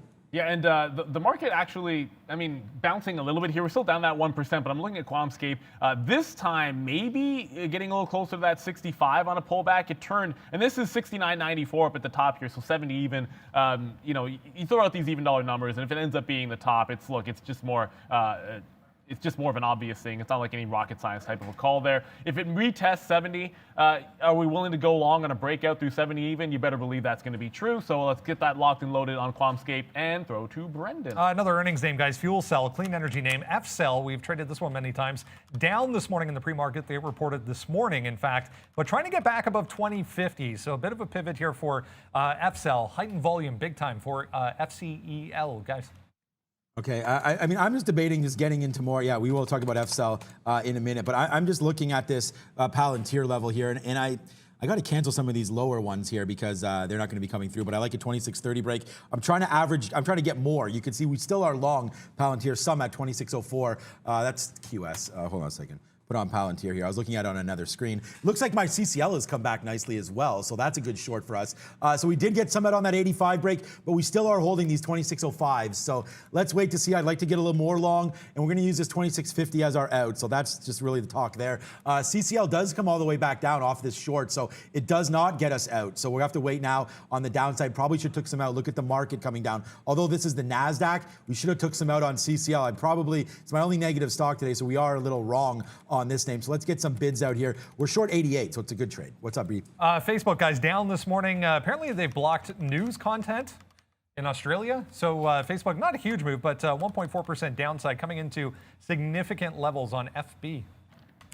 And just noting here on AMC, guys, you are seeing, and we talked about this weakness that it was showing sort of real time. And it just comes down to sort of reading the tape on the strength or the lack of strength that was in the latter stage of that move. It bounced off that 6 and then had all kinds of trouble getting through that 25. It's now breaking towards the lows. Remember, this all started at about 550 to 560 in that range. So a decent shot. There's going to be support there when I talked about maybe a floor on the stock. That's going to be what we're watching. JAGX continues to look good. Now, as much as I like this 70 potentially on Quamscape, it is slowing down, and it's looking like it is about to come back and test that 65 VWAP as well now. So let's see if we can't catch a quick bounce off that 65 level. I mean, it would have been a fantastic play. You like it when the chaos is going on because that gives you like a very, very fast $3 or $4 win if you had it up at 66. This time, if it bounces down there, it's probably going to look a little bit more like 50 cents to $1, depending on where the entry is going to look like. So wherever it happens to slow down, that's why I look on QS. Let me get that name back up there for you guys. Slowing down, but still in a nice little uptrend. Okay, guys, sorry about that. I was just typing a message there. Okay, so yeah, and what I was typing basically was we're trying to watch this Palantir support that level. We just took up some 90s there. Now we're right back. I don't have any offers out. I do like, or do I not? No, I do have an offer out. Cancel that. Yeah, that's the only offer. It was up here at 15. So I'm going to take a break again of this day high. It says the high is 27.08. That's that bad wick there. That's not what the high is. It's like 26.30 or so. So if that goes through there, we'll take that again on that name. And here goes Palantir right now, back up to 26.10. We got a decent winner on again now. So long 25.97, just off a couple reloads. We did dump a little bit there at 25.85. Notice that held, got back in. So now we go back to the long side here. Watch out for 26.30 on this name. We did cash out a little bit too of our CCL. Not enough, man. If that thing drops back down to VWAP, I got to get out because I don't want to hold that one for too long. And 66.50 coming through soon on QS. So we'll give back a little bit of what we made on that upside trade. And let's not forget about our good friend here, GTech, the real one. Don't trade on the venture. Oh, you can certainly look at it there. But 20 even does hold on that reopen. Now, remember what I said, the only way I'm going to take this trade. It reopens, either gives me a shot shorting off the high of the day, or it's going to break that 20. Neither of those two things happen, so you won't see an execution until it does. Still in play is going to be this 20 break. Now, if it takes out 23 here, which is the reopened top, I will still be looking at that 27 high to short in front of it and look for a potential reversal to the long side if it does break the high on GTech. It's up 180%, but I mean, I've seen these things go to the moon, especially after a downward halt that doesn't follow through. You have seen these things break out through the high of the day, as crazy as it might seem given the ramp that it's already had. 20 break for now. I will short in front of 27 if it gets there, but it does look like a little bit of a reversal. 27.33 is the high of the day, so I would be going long through the high, not through the even where my stop would be. Okay, so there goes CCL to the upside there. So We tried it. I mean, there's really nothing. I didn't really, now that I look at the net, I didn't really lose anything because we were able to get out here basically the exact same loss. Like 22, so basically we were short 22.94, and then we went down into the 80s down there. So that was a good trade, and then we lost basically that same 14, 15 cents backside. I was just negative on this space, so my bad there on CCL. But we got a question from the audience. Give it to us, Miss V. Hey guys, CCIV stock being discussed really actively in the chat. So do you have any opportunities in here, and do you consider jumping on the stock and trade it today? Yes, and yes. So CCIV, and I'm not sure what your thoughts are going to be here, Sean, but yesterday, here's like 59.55, and I'm talking a little bit quick because it just did a bit of a fail break through 50. 60, I should say, getting to that quarter mark and then coming back in. Now, anytime you have a fail break, a lot of times the second move is going to be a fantastic one if it takes out the high. It's some consolidation of the majority of it above this range here, that 55, 60 area. So I think it's got some room to make a bit of a ramp. Just keep in mind where it's already come from. You know I like to play these levels in both directions, so with everything I just said there, I'm gonna have a long through that quarter mark, but I am gonna short into it. Anytime I can have an opportunity to sort of take like a quick little scalp short in front of 60 with a 25 out, a reversal long, we can be active here trading. That's why I'll try to play these usually in both directions every time I can. Okay, guys, so good little talk there on CCIV. Churchill again. So look, I mean, I'm just enamored, obviously, with Palantir. There's obviously lots else to trade. I've traded 1, 2, 3, 4, 5, 6, 7 names there today, but we just did average in again. We're still going to use this 25.50 as a spot, but it looks pretty. Just my analysis right now, it looks pretty weak. Obviously, Palantir. So I don't know. I gotta hold the quarters. Yeah, I don't have too much love for this. It is holding the quarters, so yeah, that's fine. It's just not going up, so that's a problem for me, obviously. So we'll wait to see if that one can do anything. Check back on AMC, and yeah, false rumor alert. Obviously, it's gonna. I mean, it's just right back to where we started. I mean, yesterday's close on AMC. Obviously, you're still up that 4%, so that's nice. I guess there is going to be some rumor premium into this, I guess, until it gets absolutely debunked. It's not Bezos anymore, it's the other guy. So we'll see, if they can come out, someone from the Amazon team can come out and just from the media release it, maybe that they're not so interested, or maybe they are still, but there was talks before. Let's just wait to see. It looks like AMC can come down and probably break this 570. So look out below if that does happen. And we've still got some Walmart on. You can see on the board here, it's small, but it's from this level. So that's why it looks like we have a $1.30 winner. Walmart's actually not doing anything right now, but we do have this in our pocket. So it's right here at VWAP. If we basically break through 139.25, I'm going to get out. So we'll make sure we put $1 in our pocket on Walmart, but that's the Walmart trade for now, guys. Yeah, and very, very quickly here, I talked about both directions. So you get this consolidation CCIV. Yes, I'll still take a breakout if it goes, but I'm going to short it off that lower high consolidation after it's gone parabolic. It's a setup that I do almost every single chance that I get to play in both directions. Quick scalp for like 30 to 35 cents. Best community ever. I do love that trade. But we also love what is happening now at the big screen with Brendan.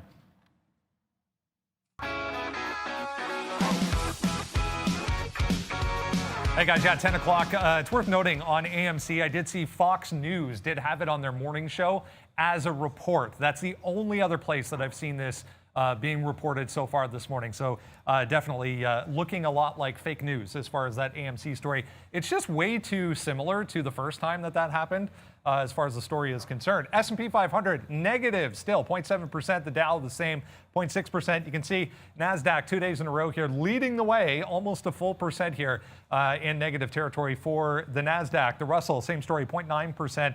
Here in Toronto, 0.18% for the TSX to the downside.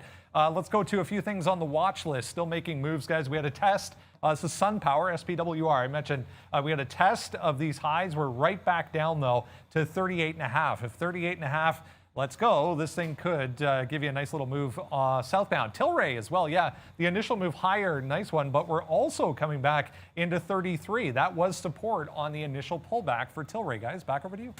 Okay, I just, before we go back to trading here, I can't forget this. I saw this come through and we've just been so busy. But shout out to David Philemon. Thank you so much for the super chat, guys. Keep them coming. I mean, it's been a big show and a big day. So we'll talk about getting some likes as well. If you haven't hit that like button, please do that. We'll do a little likes thing very, very soon. I just want to talk about our Palantir trade. So yeah, we're back in the money now. So that was scary. It goes all the way down. And I mean, as long as you guys were listening, sometimes listening can be good. We resorted to that 50 level, and look where it bounced right off that VWAP. So, I mean, I would have loved to have been longer at 61, but it gave me a decent average price. We were able to take some back out for flat there. My average price 74. So we're not in trouble, but if you did pick some up from there, I think that was good. And I think it's about time to get out because it is a pretty weak stock there to the downside. That's why we took some out at 70. I do have another order up here at 83 or 4, something like that. So we'll see if that can hit. Maybe I think it's 85, 84. We'll see if that hits, and then we'll see about the upside. But I'm still using this as the kill spot. It does come down, drops off there. We'll use this 25.50 level and see what we can do from there, guys. Yeah, let's pound the piggy bank open here. And yeah, sometimes it's the other way. I talked about going both directions here on CCIV. We did get a quick little scalp there for, into like 70s and then out at like 30s. I reloaded. That's going to be a hit when it breaks 60 even. Able to get a fantastic long position with a great stop trigger there. So I end up getting some price on a pullback as well at 60.03. So we do get the break when it takes out the high of day. It just stalled at 61 on a dime. I took my first exit out around 50 for about a 50-cent win. And now I'm just sort of hanging on to the rest. There's really there's no upside target at this point when you're making fresh highs. So you start thinking about those quarter marks. So if it gets to like a 60, if it breaks 61, gets to like a 62.50, I would definitely get some out in front of that. And then from there, I mean, crazier things in this stock hitting 65 have certainly happened. If it comes back to break even, I see no reason to hold it past like a 59.75 or so. Give it a little bit of room past that 60 range, but not too much. Yeah, come on, Palantir, as we wait for that to try to go upside, man. I don't know. I mean, this is going to be literally, I mean, it's early to say it's a day maker, but we do have shares here, so we are going to wait for that one. And what we were going to do was, I said we'd do a little bit of a likes push here, so let's do that right now if we can, guys. 12,000, 11,100. I'm going to round that up to 12,000. That's not the right rounding, but whatever. Look, guys. Only 2,000 likes. Miss V is in the building right now. So why don't we throw over to her? I mean, I think we could get this up to 4,000. Let's see if we could double it right now. It's been a big show, a big day, and we're cheering on Palantir right now. Give a hell yeah for Palantir, Valeria. Absolutely, Sean. We passed 10 a.m. and we just getting to 2,000 of likes. Guys, show is free. Likes are also free. We're here for you every day like a real family. All what we ask to give us a little bit of love and hit your thumbs up. Back to Sean and Palantir.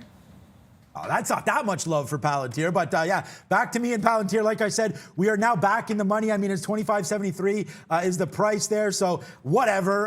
We're going to wait again for more here. Maybe we have the bottom, maybe we don't, but I'm going to check back here. I don't know if we got to 4,000 there. We probably did not. Close enough, guys. 2.8K. Thank you so much for that. It's been big for us, and we're just trying to get that YouTube algorithm to be like, yo, this is the best show on YouTube, so why not watch it, and why not celebrate? Let's go, Palantir. We're trying, Neil, where's that diamond hand thing? Here it is here. We're trying to have these today. I don't know if they're going to come into play here, but let's see if Palantir can get to the high side there. We did take some off at 85, like I just said, but here's a nice little ripper for me on Palantir. 40 cents in the money on decent shares. Yeah, and let's go with, I don't know, fishing for profit. Why not? Can't fish unless you're ice fishing these days, but there goes True. at 62. CCIV now, 62.50 is a bit of a target. It started to turn shy of 62 even, so I'm not going to quibble at like 30 or 40 cents. I take some out at 61.50, so get like $1.50 on that trade. Now I'm just going to hold on. Still got some prices, and this was a fantastic trigger because I got a dip buy at 59.99 is one of my multiple entries into the long trade. So thankfully it's about 20 cents better than the actual price that I should have got. Sometimes you get lucky with these. Now I want to see if we can burst through that 62.50. I want to be holding through that price. If it can take that out, I mean, who knows? Like you sort of throw these things out the window and say, pie in the sky type moves from that 60 break. If it's 10%, that takes you to 65 plus. So going to hang on to that. JAGX looking rather safe at this point. And just to note there, at 75 for a split second, Sean. I don't know if it's still there, but I had a level 2 up, and I thought I saw. Sorry, that's PayPal. I thought I saw 250,000 shares show up out of nowhere on Palantir, and then it bounced off that level. Though? So it's pulling back in. I'm interested to see if it puts in a higher low. It bounced off 50 in VWAP. 25 would be like a logical level. So there it is. Yeah, actually, it's still there. 250,000 shares on Palantir at 75. I'll take some shares in front of it. Yeah, on the bid, yeah, we're already long 63 right now on Palantir. So diamond hands, not too diamondy there. We did get some out at 97 on that top spot. And yeah, I am going to wait that's not that many shares though, Neil, watch out.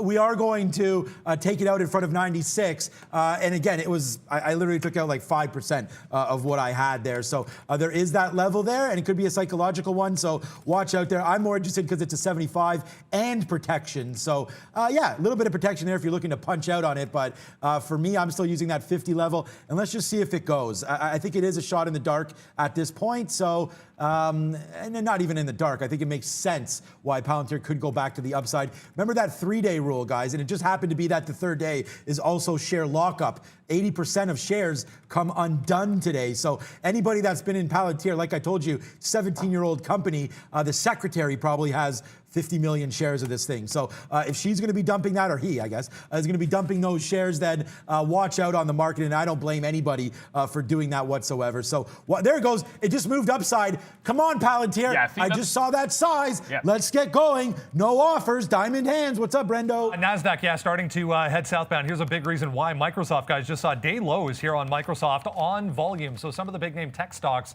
getting sold off as well.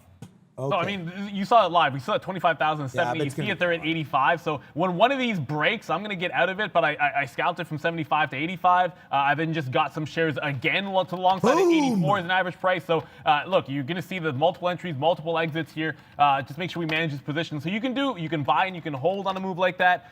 You can get in and out multiple times. We're trying to show you the live level too, so you guys see what we're seeing here. That's what it's all about here. We're learning from these opportunities.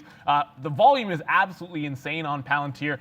Worth noting, just remember, it did put in a bit of a high here at 26.30 so 26.25. Even if this follows it up, I think that could be a little bit of a resistance point, if not 26 even on Palantir. But a great look, 75 and 85, that buyer pushing the stock. Yeah, enough talking about Palantir. Let's just go, Palantir. That's the thing that we need here, not this just back and forth BS like usual here. Let's just go up, man. Make up your mind and go to that $27 level, please. Okay. I just clicked on Tilray here. I want to look back on Tilray if we could. Look at this. This is what we talked about here. This happens every day in the cannabis space, man. Moves up on who knows what. Obviously, Tilray did have earnings. It was positive. More than that, it gets up to $35. Look at that out, man. We took this long, 33, and that's, again, it's on our sheet. We take this long here, $33, $33.40. That pre-market break, we take go upside. That's a big move, man. That's a $1.50 win.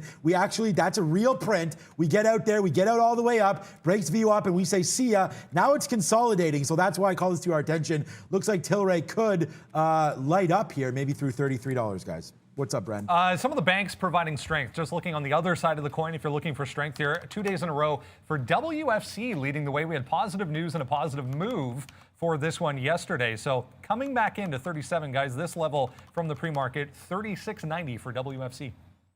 Wells out of the doghouse and back to life there. But just to come back out to CCIV, it was looking rather nice, deep in the money. Remember that 62.50? Oh, Neil, what are you doing? You just got that G-Tech breakthrough 20, but 62.50 on a dime. That sucker turns around on me here. I still have that stop at like 59.75. So if it goes just slightly against the money on me, I'll get out of that one for the last little third. Sometimes you have a target, you should hold right into it. Sometimes you have a target for an entry, and it's absolutely perfect. But it wasn't that hard to see that 20 bottom here on G-Tech. I did wait for it to breach. I could have shorted this on the way back up. Remember, I wanted short in front of 27, or I wanted a 20 break. So we take to our plan. Some bid here at 19. I mean, you know what? I'll take 2/3 of it out here if I get like 70, 80 cents, if only because 19 showing some resistance, some support, I should say.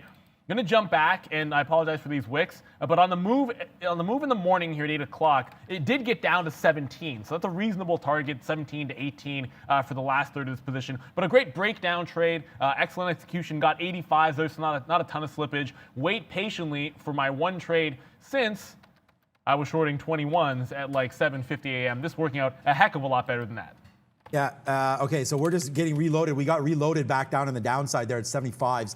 You can see our Palantir long, 25.75 right now. So try to make some money on that trade. So again, still looking for that. Check back here on Walmart, 138.60, a good trade here. We shorted off the open. I told you, I mean, look, we don't show our shares, we don't show our P&L, but I told you this was a light position, right? If you rewind the tape, you'll remember me saying that. I don't have a problem telling you, like, you know, when we're going in, trying to go a little heavier on some shares. So we were light on purpose. And the reason why we were light is because, and again, I don't know it's going to go up here, but we were using this 141 as our out. So when it does rip up here and you get that little first movements, remember, when stocks have earnings, I used to be all over these stocks, but now with my wise age, I'm talking about like this was only 6 months ago, I've changed my mind now, and I don't want to go too heavy off the initial moves in stocks when they report, because I have no idea what people's positions were going in. I just analyzed Walmart of how high it went on a nice little run, so I was expecting downside moves today. We did get it, but lucky enough to get that reload, or else these wouldn't have been as profitable as they were. But sometimes you got to sort of flip the script and trade a little differently than your first initial idea. Mr. Wickens always has 6 ideas. months of wisdom in this market is worth decades, I would say, Sean. Wix, another one. Speaking of earnings, Wix, we mentioned this yesterday. Aftermarket, they reported this is all-time highs now for Wix. So 330 coming into play here. Big volume on this one today as well. Yeah, I mean, I talked Shopify. We saw Shopify miss the other day, and I said that Wix is another online tool to make your websites and sort of just do whatever. I saw a Shopify number, like a sales happening like every 28 seconds for new businesses or something. So I'm still pretty bullish on Shopify. I haven't been able to buy back in. That may be a good stock. Oh, screw you, CCL, honestly. Like, now we come back down, unbelievable. Like, look where my out was, 23.05. It only goes as high as 15. Give it more room, my friend. Yeah, the only thing good about my out on EHang is the fact that I didn't hold on to it and get stubborn, but it does hold a high of the day. It's actually come back to essentially where I got into it. This stock is absolutely crazy. I think the best plays are probably going to be like it was yesterday, like just wait for the afternoon action or some confirmation of opening ranges. So I will come back to EHang, but unlike yesterday, I'll stick to only one short trade. I do want to come back to Clips. Remember there was that 930 short, got out at 950 when it broke. That is also going back to looking weak, but I just want to show you this because sometimes you have an in, you have an out. It doesn't mean you have to jump in over trade the stock. So yes, I've been in Palantir and made like a bunch of trades, over 60 executions on it, but no need to do the same thing on CLPS when it's on 1.2 million shares versus 125 million. And there's a bid again. This bid is here again. This guy, 250,000 shares. Yeah, you know what? It's just an interesting game. I might actually play off of this if I can get like 78s to like 85 or something like that. And then if it breaks like 77, who cares? You just get out for like a penny or two hit. Yeah, I love the scalping through out there on Palantir. I'm going to hold. I mean, I'm long 75, so I'm going to hold. I already have enough shares, so let's wait to see here. We probably will get a little more on that one. Walmart, there it is. I was just going to say Walmart's about to come out, and there it goes. So it does come in, come out there. Walmart back down to the upside now, but we just make sure we take that money. So we just took $1.25 there on Walmart. So fist bumps for that one. And I just explained like sort of what the logic was there on this Walmart trade. So very, very lucky, honestly, that we were able to get that wick, the high side there, because otherwise it just wouldn't have been as big of a stock as it is for me today. My largest win today, well, I mean, it's going to be Palantir pending, but Tilray was the biggest stock for me today, and it just is trying right now to take out this 33.40 level. I think we'll go long again if that does happen. 33.40 here on Tilray. Check back on Afria, as it looks like that deal is going to go through as well. Afria up the same. I mean, the chart looks the same. So let's stick with Tilray. A little more possibility for upside surprises there. Yeah, I'll hit this one even though football season is over and it is spring training time. Pitchers and catchers reporting yesterday, I think, anyways. But Palantir, that was easy. You saw the bid at 77. You just get long by removing liquidity at the offer 78, and it goes right to 85. So it just got out 81s all the way to 85, rather simply scalping that trade. I will come back to JagX just to update it because it's bouncing a little bit. But Brendan, what's up? Big mover yesterday. LODE, if you remember, downside today. Man, I wish I saw this at the open, but great opportunity here to fade 18% worth of LODE back to 470 here, guys, on decent volume. Oh, boo. Just got trailed out of CCIV as we speak. And remember I said I'd give it to like that 75, so just a little bit past break even. We got 2 legs out. I should have got a little closer to that 62.50 that we liked as a bit of a top. Unfortunately, shy of the target range. You can put it in. You got to stay disciplined. If you take an extra 50, 60 cents, I'd be happier, but a winner's a winner. JagX bouncing several times off this 295. The last time I took profit was down here. I probably should have again. If it does get into the teens or like 10 to the teens, I'll try to reload on JagX. I haven't had a short since that opening play. You wait until a pop at 9:30, which we talked about with Luis. And then when it fails, then get in. I could have had some at 25. Unfortunately, the best price I got was 23s. It's a matter of how quick you can be on your keys in that moment. Okay, so Palantir breaks that level, and now we're waiting for this 50 to break. So, yeah, we've already told you the trade. We are going to be out, guys, if this does break back down through 50. A little bit lower than 50. We're not going to use 50 as the ultimate out there, but our average price now is 70. So, whatever. It's not going to be a huge hit, even if it goes. But we do have some risk on this name right now today. It's funny because I've been saying that it was just had some problems there at 26, and we should have noticed that, and just even decided to go short up there at 26 instead of holding these longs. So Palantir today, a little bit in love with the long, and just hasn't really worked out for us. That Tilray spot, it looks like that was a good one, man, 33.30. So we'll put that in our pocket there and think about it because it does pull back off of that level. So now we may have to look for a downside move here on Tilray. It could break this 31.60 level. And if that does happen, then look out below. But I still am pretty optimistic that we can get that 33.30. You brought that Microsoft news to us. That was a little bit disturbing. Not disturbing, but I don't like when Microsoft goes down more than the market. There it is. And today it's about equal, man. It's 1.25%, but it's making its way down. Microsoft held up yesterday. Okay, there goes Palantir to the downside. So it is gonzos back downside. So there goes Palantir. We actually didn't get out. I thought my trigger was going to be here at 40. So we'll have to find out what happened to that one. But no trigger there for Palantir. So I'm going to have to manually have a look at this one, guys. Oh, the chart freezing problem, you had the least opportune time for it to happen. I was trying to show you guys that level to try to hit it on 25.50, but this is live, guys, so it's going to happen from time to time. I did miss the chance to get that quick little trigger. And, I mean, scalping this has worked really well when it's in consolidation, but if I'm going to go back to that, I'm probably going to have to wait for it to slow down. Let's remember what happened when it bounced off 25 even pre-market. If you guys are watching with us, it was 25 to 25, 25 to 25.30. So that 20-cent range worked the first time. The second, it did not. I think it's going to be a similar plan. It looks like it's breaking through that 30, so 25 even would be that first line in the sand that I would look to defend for a scalp trade in Palantir. It's been a good one for both, tight trades. Breakdown, short was good. Breakout, short, long. And then since then, it's been only scalps. I think 25 is probably going to change things here. I would anticipate, given the bids that we saw here at 75 and on the way down at 50, I'd anticipate there being something here at 25 to be able to trade off of. Yeah, no, I think it's worth a long here for sure. If it goes, we're going to try it again here. So we just punch into that long. So now Palantir turns negative for me today, as we did get out some there on that 25 break. So, but we are going to get back in long. And again, man, yeah, I guess the love on this name came off. So you could see it did make a move back to the upside.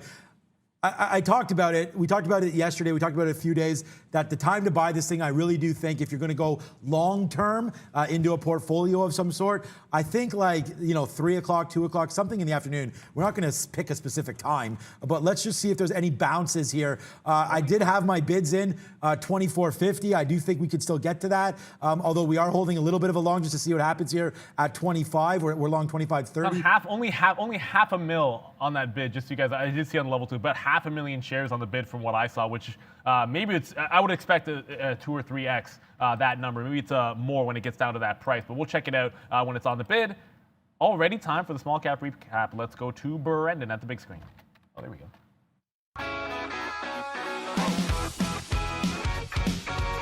Hi guys, let's go to small cap world. Do a little recap here real quick. G-Tech, Greenland Technologies, I mentioned the downside halt came after. It did try to break through the top end of the range from the pre-market just before the open, actually at 24 there. So did give you an opportunity up to 26. This thing's very thinly traded and has quite the range, so tread lightly.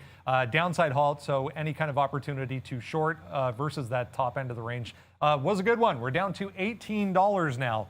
For GTEC. That thing has a long way to go still. AVGR, another one that has a long way to go still. 170 down here at the close yesterday. We're at 220, probably $2 by lunchtime, still just grinding to the downside, bit of a slow mover. AMC, I tried it a couple of times on the long side, had to flip short. I mean, it seems like fake news at this point. There would be way more activity in this. You can see the volume non-existent on AMC. There would be way more activity if this was legitimate. So still working on the downside move for AMC. Guys, back over to you. Okay, we did average into Palantir. We just took some more long, like we're long at 28 right now. We did punch into some, I don't know, 15s and 12s and whatnot. So let's just wait to see. We are gonna, I mean, I told you the level that we're using there. So right now, 25, 28. We can make it all back if this thing just goes like through 50 again. So we'll see if that can happen. But I do want to try to hold this. I talked about diamond hands and jinxed myself because I should have got out instead of talking diamond hands. And I think that that's goes to the trading style that you have, right?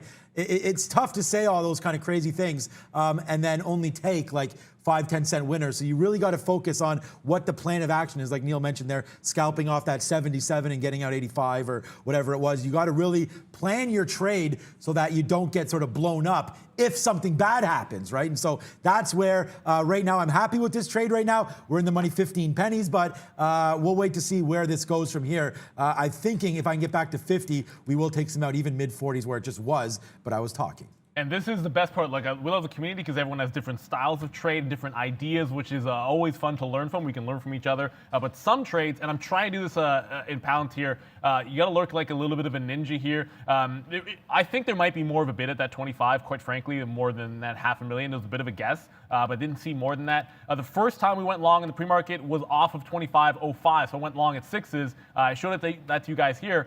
That's exactly what I did. And then, look, my target was, I told you the quarters, right? So the first time it was 25.06, 25.25. I just did the same thing. Sure, it's going to go further, but my trade was risk 5 or 6 pennies at the 25 level to make 2 to 3, 4x, something along those lines. I'm not, for me, it's not really holding for the bigger move. So you outline that trade as Sean mentioned, and you can trade it multiple ways here. We're trying to show you guys what active traders will do. There are other stocks moving around a little bit here, so I want to make sure we cover a few more of them. Sean, you mentioned Tilray. Load. Here we go. Tilray, that 30.30, I mean, that was basically the perfect price that you could get. Now that 31.50 does come back into play. Now, I have 49 as a low. It has ticked below it, so if Tilray takes out the low of the day, the plan is to still go short through that low. Tilray right on the absolute bottom. With this type of a breakdown trade, if it doesn't go immediately, I probably only give it back to 32 even. Not a humongous stop on a trade like this, but pretty much have to have it. This is also yesterday's close, by the way, so it's pre-market bottom and yesterday's close at this low on Tilray. Yeah, we do like that low. We got in and out, man. Tilray's my #1 stock today. Unfortunately, we have a couple ones that are on the downside right now, including Palantir. I mean, it does go to 40 there, and we missed it. We didn't get out there, so we should have off of 28 long. But again, I'm still not happy with that. I think we get at least a VWAP, which is 50 there. Let's go back over, see what's checking out on Apple here. Just another name. A CCIV, I think, is still running. Apple down 7%. Yeah, right. Look at this move, man. I mean, if this is not telling right now of sort of the sentiment in the market, I don't know what else is. You don't normally see Apple just dive here. This is a 1-minute chart. There's absolutely no reprieve here, man. It's just down. Like there's no love. There's no kickbacks here. There's no nothing for Apple. So you could see the market down. We noticed Apple was weak yesterday. We talked about that, down another 2%. I started the show when the NASDAQ was down about 0.6 or so. I started the show by saying, look out below. I did not like what we had seen in the NASDAQ. And that was right here, man, 1350 or like, I don't know, where's 830, I guess, back here. So you can know it's way back. So we've come down a lot now. So if I just followed my own advice and went short the market, I think I'm going to actually add that to the toolbox, man. Some marketable trades here, trading SMH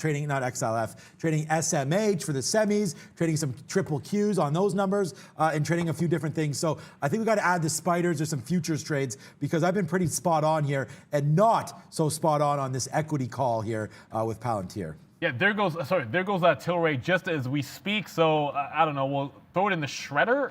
I don't know, is that going to work for you guys there? Either way, 31.50 just broke the scalp portion of the trade. Look, and I'll say this time and time again, and I should have said this. Every time I have like a 50 cent out, so a tight stop out on a breakdown trade, I'm going to take 2/3 of it out at around that same target level and then hold the rest. Now, it gives me the option, if I see something I like on the bid, I can just get into more on a similar breakdown trade at 31 or at 30 while working an overall directional position. I can be scalping sort of in and out of it on the way. So keep your options open if you have that style of trade. Of course, you can just, look, if 30 is your target, you can just short 31.50 and hold it for a dollar, $1.50, whatever you like. I'm just letting you guys know what I'm looking at here. Now that I've hit that target, I wouldn't give it all the way back to 32. A tighter stop. This pre-market level where it held that higher low at about 31.70, that looks as good as any to me as an area stop. Brendan, what's up? Here's another one really getting hit today. 7.6% for XPEV, guys. Just made a day low coming into $40. This next kind of stop down here, I mean, you could take, yeah, we're right there right now, 40.90, 40.80, but this next stop, 37.80 for XPEV. Big trouble, 7.5%, guys. Wow. Yeah. I mean, this. Someone said in the chat you may want to take the day off because the market is bleeding. Yeah, but I mean, whatever. This is the market, right? So we're going to continue to trade here and then just see what we can do because this market is bleeding today and it is coming back to the downside. So look, but I mean, the day that we're having is fine. It's just we've gotten a little bit ahead of ourselves. I did have the Walmart short, so we've had a couple good wins on the short side. CCL. Yeah, like this was one of my biggest shorts. Like this is really the stock that I'm down the most here, not Palantir. It's this CCL, and we were dead right on this one. We just didn't give it enough time. Like these are the shorts: 22.85, 22.94, right? We did have a lot of shares, and we just kept getting out like near VWAP. I was hoping this would come. VWAP was around there at that time, but then you get the break, and it's just like. Shoot, man, because we did have this CCL trade and we had it early too. We did like it. That ultimate break was bad there at the bottom, but that's how you know I like the short so much because I hammered it right off the open, and now it's right back to those open levels. So yeah, maybe we do need to take the day off because I had this trade and we would be hella positive if I still had it, but I don't. So that's that CCL trade. So maybe CCL has gone down a little bit too much today. This could be a name that you want to get back into here if the market does rebound off some of these bottoms. Yeah, and sort of speaking of those bottoms, here comes that 25 on Palantir again. So again, we have to see what we like here. It is actually only about 500,000 shares, so it's not a gigantic, and of course, as I was talking and sort of lining up my order, letting you guys know what I saw, I could have just had ones and twos there. So whatever. If I can find like the face slap, I definitely deserve it here. But let's just puke because that's the first key that came to mind. That was an easy like 01s, 02s to like 210 to 2510, 2513s. You can see here live. But I wanted to see what the size was in level 2 to let you guys know, so I missed the trade. Brendan, what's up? We mentioned the possibility of the range to come on this one, IMNM. This is now, what are we at here? 36.30, so $20-ish from the open this morning to the downside, halted again. IMNM, guys.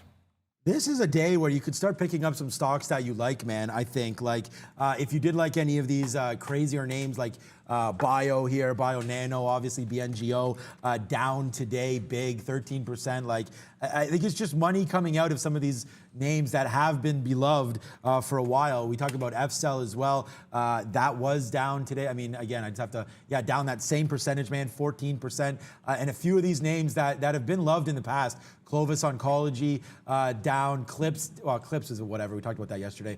SNDL, Riot, like look at Riot Blockchain today, RIOT down as well, 20%. Like Bitcoin is 51.7.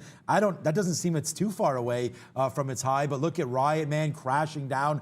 Check out Amara as well. You know what? Sorry, Sean, not to interrupt you, but like I'm just still shocked that Lemonade isn't pulling back further than this. It's a little bit crazy, guys. I think this has all kinds of support at like 139, 140. I thought the first real big sell-off that there might be like a 120, 125, like a really deep pullback on a stock like Lemonade for anybody to confidently get into this one. So it doesn't seem like that's the case just yet. 139, 140 has been a heck of support on Lemonade. I'm going to have to buy in front of it as a day trade at some point. But we need to go to Valeria because she's got something for us.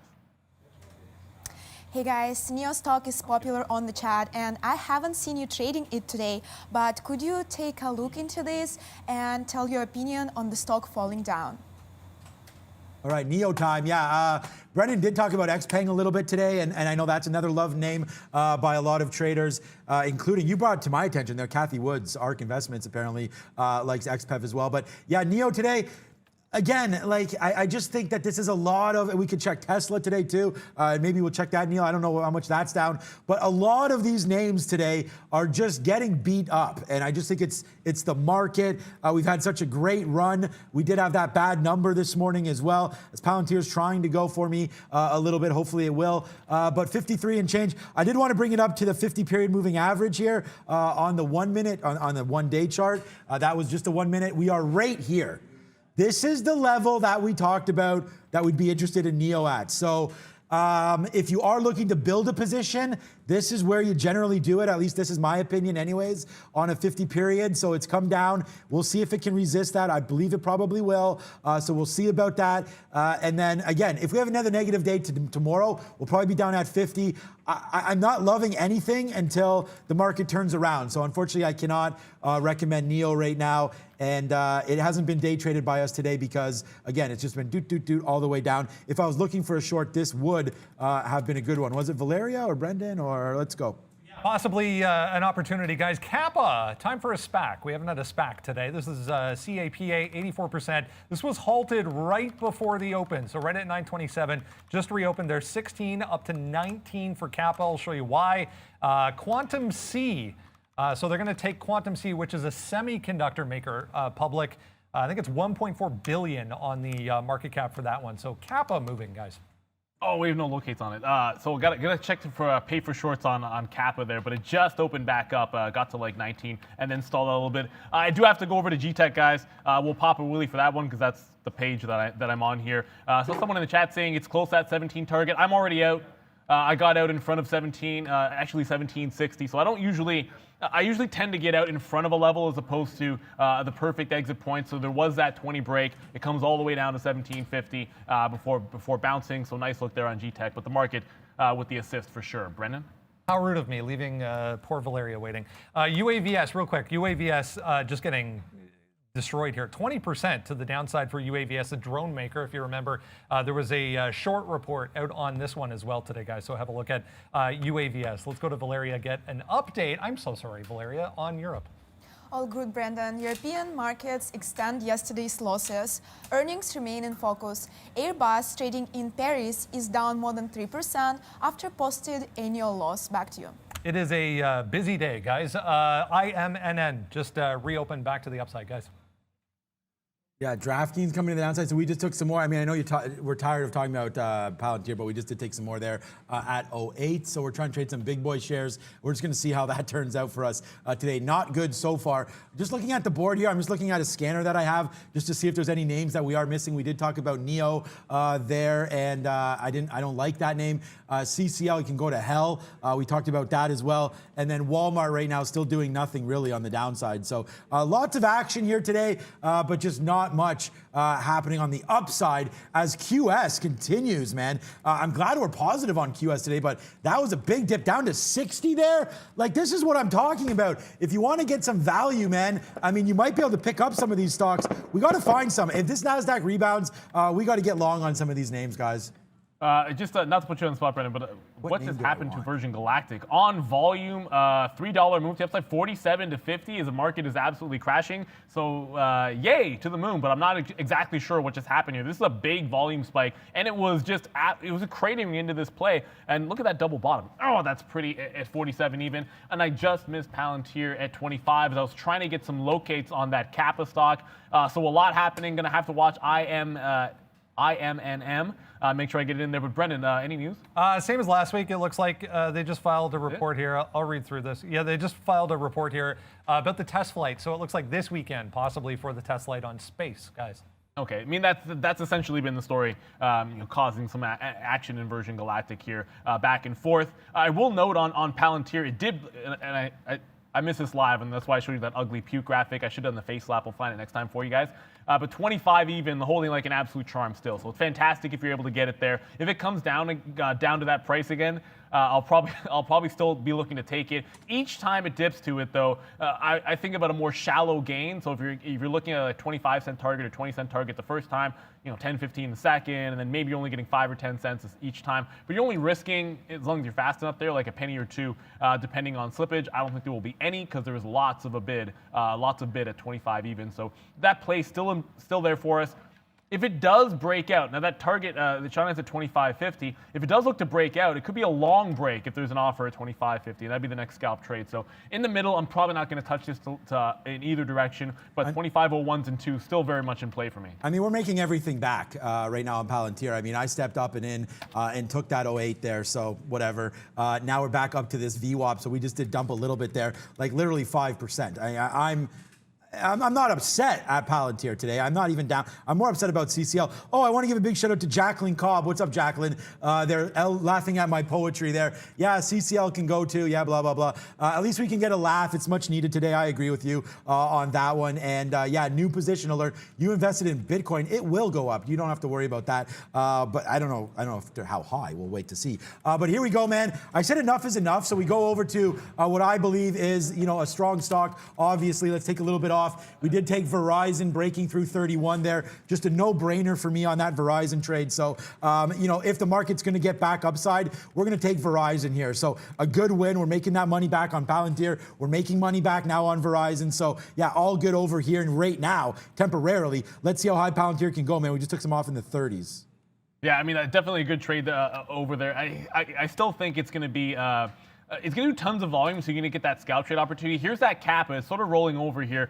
And again, don't quite have the locates yet. See if we can get them rather quickly. But this is kind of the consolidation to be looking for. I'd be shorting this little pullback here off of like 50 to like 65. Use like 80 as a bit of a stop, not the high of the day, and then see if it can't retrace back into some pre-market levels. I mean, if it went back to 18, I'd be happy with 1750 as well. And then also lock out lock into play just in case. And these are dark pool.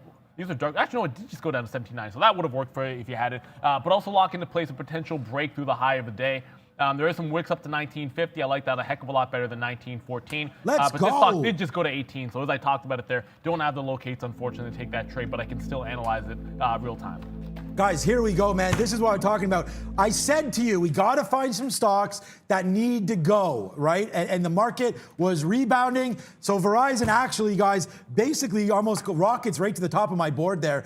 We noticed that breaking this 57, like if I had that theory, I was too busy chasing some of these other stocks, that I would have gone right over to Verizon at the bottom here and taken these plays.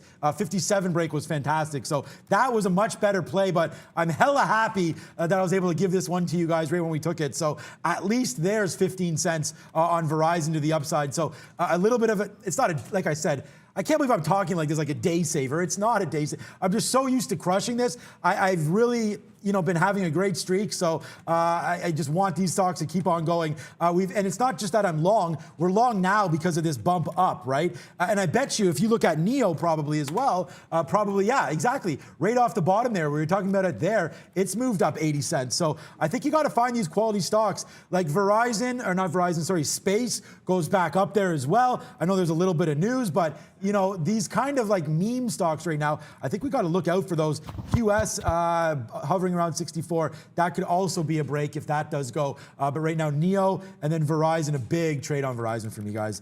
Brendan at the big board, and I see a hell of a lot of red over there, B.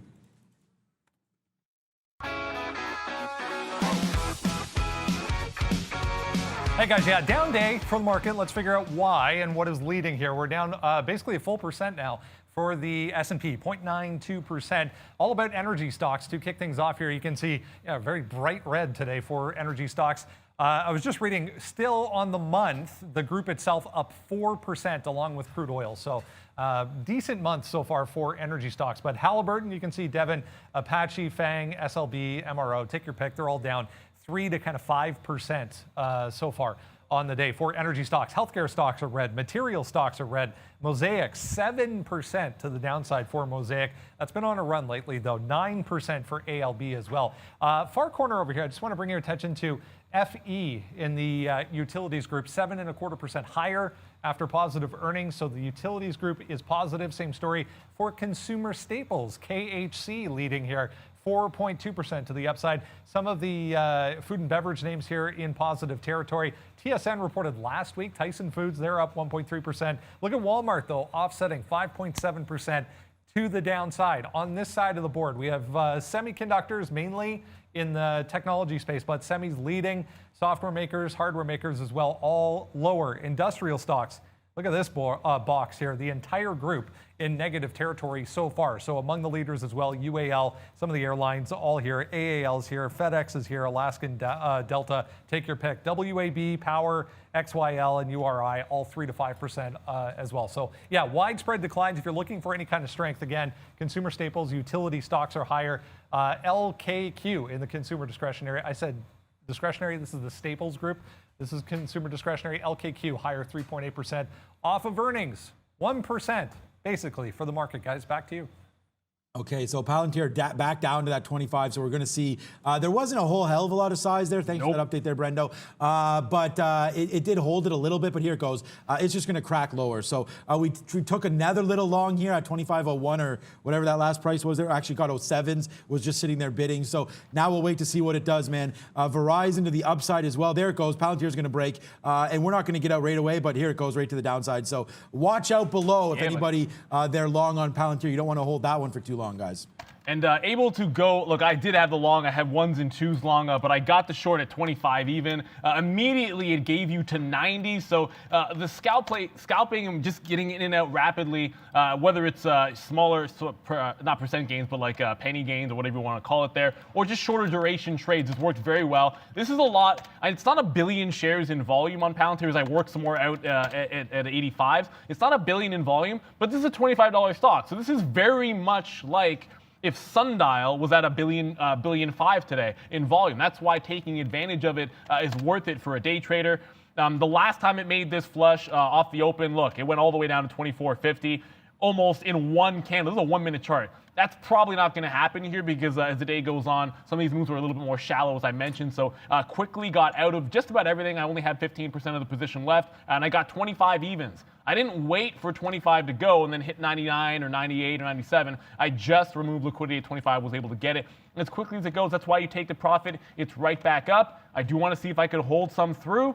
But if it cannot hold this 25 low, I mean, it might do the same thing it did last time, which is if it doesn't follow through, it just shoots right back in past VWAP, and that was a good long. Yeah, we got a little bit, oops. Oh, Verizon, okay, no problem there.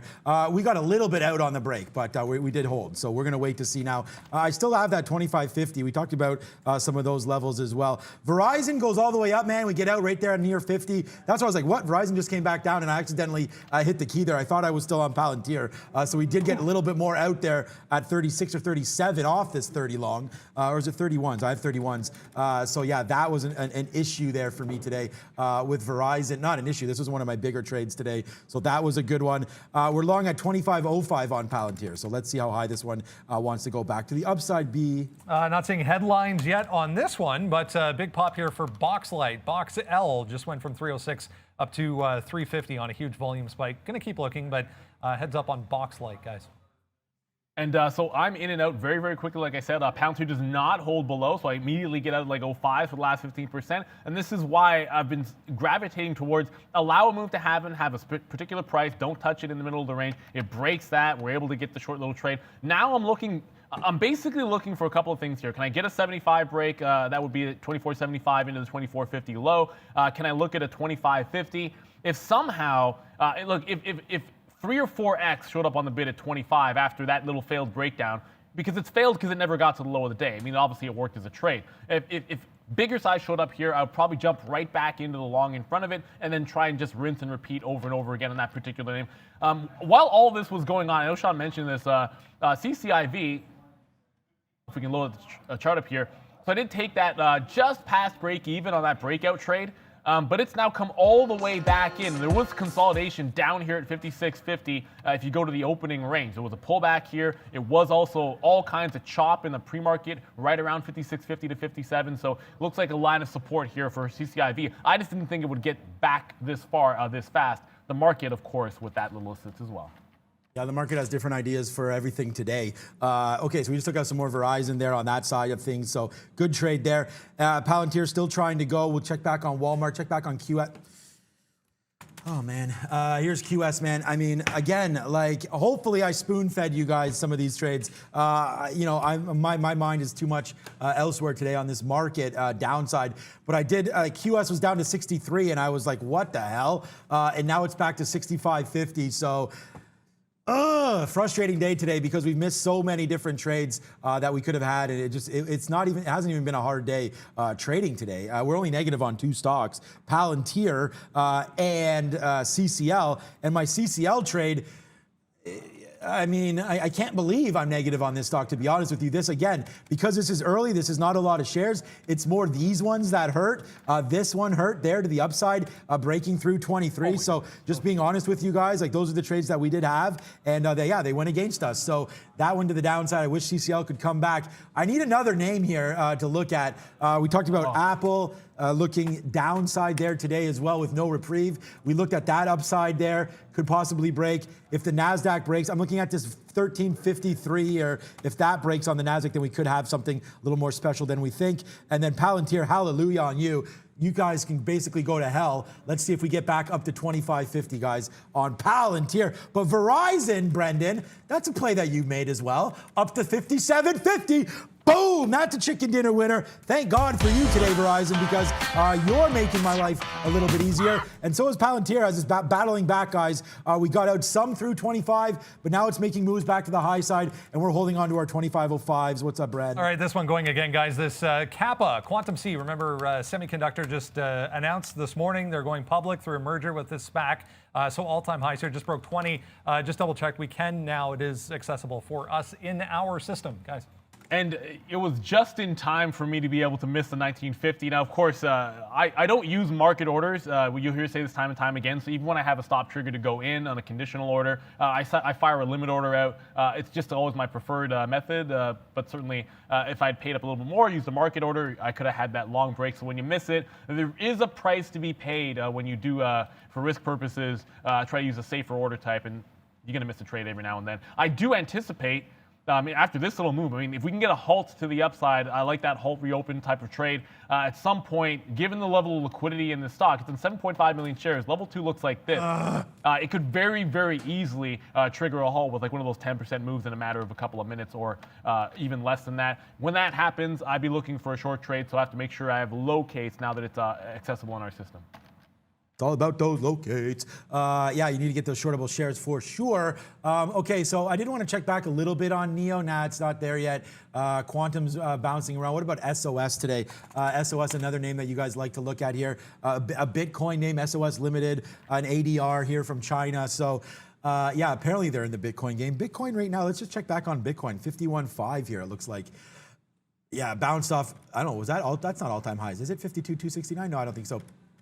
That's the high here today, and now we're fading back in a little bit. So some of these names like Mara, SOS, we talked about those names today, Riot, all heading to the downside, and now it looks like it wants to break again. So Bitcoin coming back down, and I only call that up because I did talk about Riot, blockchain. Well, here's SOS. So if you want SOS, I don't know much about this name as much as I know about the other one. So let's go over to Riot here. Over on the NASDAQ, it's Mara. There it is.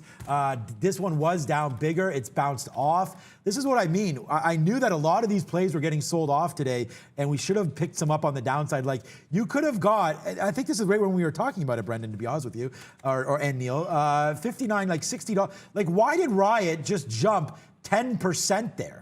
When Bitcoin didn't even move. So I don't know, man. There's a lot of these stocks today. I think you got to pick some up on the downside. These moves are pretty incredible. So let's just wait until they drop again. But that was a great opportunity there on Riot. I wonder, was it the same on Mara as well? 41 back to 43. Like, that's again another 8% back up for Mara. Wow. And I just want, there was a question in the chat. I know some people, if you're tuning in for the first time, and I'll go away from Kappa, I was just looking at a potential entry there. Let's find something that I'm heavily trading so you can actually see an example. If you see these arrows on our charts, apologies for anyone that's new, green arrow up obviously is a buy, so that can be buying into a new position or buying back out of a short sale. The purple arrow just means a short sale. So red means I've covered a long, or we've covered a long position.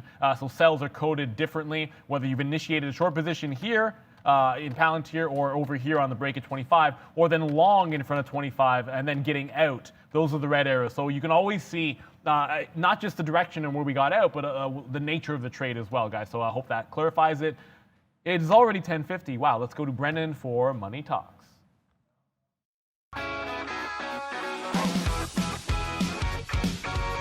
Hey guys, yeah, quick check on currency markets. I put the pound up here today because recent highs, this is a daily chart. We're at recent highs for the British pound. You can see up significantly, 0.7% today, 139.5. There was some positive inflation data out in the UK that has boosted the sterling back to the upside. Everything else is a little deceiving. Everything else is actually higher on the day with the US dollar coming back in a little bit again. You can see the euro 0.35%. The Canadian dollar was positive earlier. We've now gone negative 0.1% to the downside. The yen and the Swiss franc negative as well. Australia and New Zealand, that was also negative. We've now gone positive 0.14%. Bitcoin, yeah, downside. I have 51,503 at the moment for Bitcoin. 52,577, I want to say, is what I had for all-time highs. Ethereum 2.7% to the upside. 1904, 1905, take your pick. Ripple, wow, yeah, 3.8% to the downside. We got above 54 yesterday. We're back to 52 and change, guys, cents for Ripple. Back over to you. 52, yeah, Ripple was a gift down there when I bought it at 30. Let's check in on Cardano. I know you don't have that on the board. Yes, sir, Cardano moving for us. Let's just refresh this just in case it's wrong, but it is not. This is my biggest call on anything crypto right now is ADA. I think it's the third or fourth, now it's third, I believe, by market cap there, Cardano. Ethereum 2.0, so watch out for that one. Okay, Verizon, again, man, I mean, let's go dApps for this because honestly, this was a monster trade for me. I finally picked a name that I liked. We crushed Verizon yesterday, so we go back to it today. And yeah, big time move right there for Verizon. You know, took a decent amount of shares. Really, really happy. I mean, this is how you know I have a lot of shares because look at all these outs. Like every single out is a certain amount of shares. So out to the upside. We're taking out now right here above the 50 level. So that was good. We did get out some 48s when it broke back down below 50, but then it comes back up and hits us at 52. So good trading there. Diamond hands on Palantir, kind of, but not really. We've just been absorbing all of these. We get out a very, very small amount on that 25 break, sorry. And now, and then we get longer again when it refuses that. It goes right up to VWAP and we get out there at 39. So let's wait to see. Now I'm happy. I'm holding about half of what we had down here.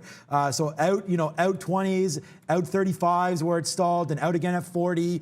So now we have about half left on Palantir, but watch the market. It's starting to turn a little bit. That was going on the market, I believe, so not on its own merit. So we'll get out a little bit more if it does crack down below 25, but I do like this for a longer hold. And by the way, I'm going longer if it breaks through 25.50, FYI. Yeah, and I've liked that 50 level. Playing the ranges has been fantastic on Palantir. Someone asked, I just tried to hit the yeehaw. Did you guys see the yeehaw? We do have graphics. Brendan's on graphics. I don't know why my board isn't working, so maybe guys, if we can fix that. But we do have graphics that have Brendan in it. But Brendan should be able to trigger some. That would be a little bit of fun. I just got up by the skin of my teeth on Kappa here. 21 high of day broke. It immediately rejected. I like shorting on breakout trades that reject. So because I was in it, it was obvious to see. I shorted 75 on the way back in. Quickly got out when it stalled at 2050 for a scalp trade. And then when it broke back towards the high, just get in and out of it very fast. If you're going to go counter trend, which I tend to do on some of these short plays, especially when things are up 100%, have it defined out. I like to be involved in a retracement when it's already started. That's why the failed break 21. It's still making moves to the high side, and I would much prefer to be playing a post-halt style of trade here. But Kappa has not halted since that actually the long halt that opened back up at 10:30. Despite these parabolic moves, it's actually managed to stay open somehow. There we go. Just tweet out at Verizon and then trash talk a little bit of CCL and Palantir. And you know, we talk about our winners and our losers just as often. It's just I don't have too many losers that often. So today, Verizon, good trade. What I want to talk about though was CCL. Okay, 62, like there is some levels here, but again, you know what, I'm not going to trade CCL. It hasn't been good to me today, so why are we even looking at it? QS has been pretty good, so we can look at that right now. We're back up to that VWAP level. We were talking about QS down here at 63 and how great that break would have been. We didn't even have to hold it that far against us. Sorry, 63.50. I think that's the call that I gave if we can rewind, but it only would have gone against me like 50 cents, and now you get a $3 win. So We are starting to break a little bit downside here, so I'm a little nervous about some of this. QS could pull back off here, off of VWAP, so I'm thinking about a short.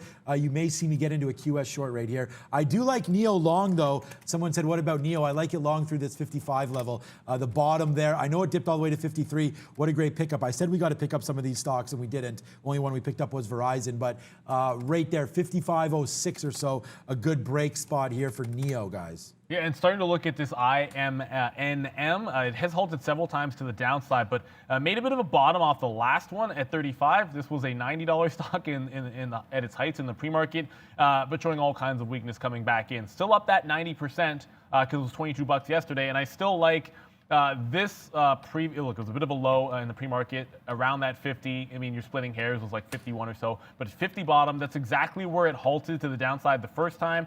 So into that price is where I'm going to be looking at next. If it does make a secondary bounce, it's already bounced once. If it makes a second bounce into that sort of like 47, 48, 49 range, I want to be playing the short in front of 50. Hard stop at 50 because it's right now at like $40, $41.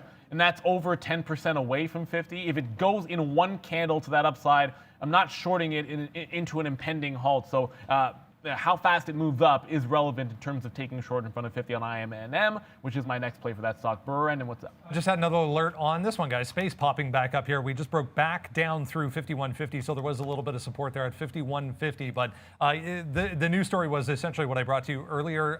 The final test flight, scheduled for, again, a window between Thursday today and sometime on Sunday, guys, for space. Yeah, there's also the rover today, Mars rover landing. Hopefully my kid is super pumped up about that one. Prosperity, I think it's called. No, Perseverance, it's called, off of Curiosity. The last landing was 2012, so big one today. It take over 7 months to travel from Earth to Mars, and that thing's going 40,000 miles an hour or something.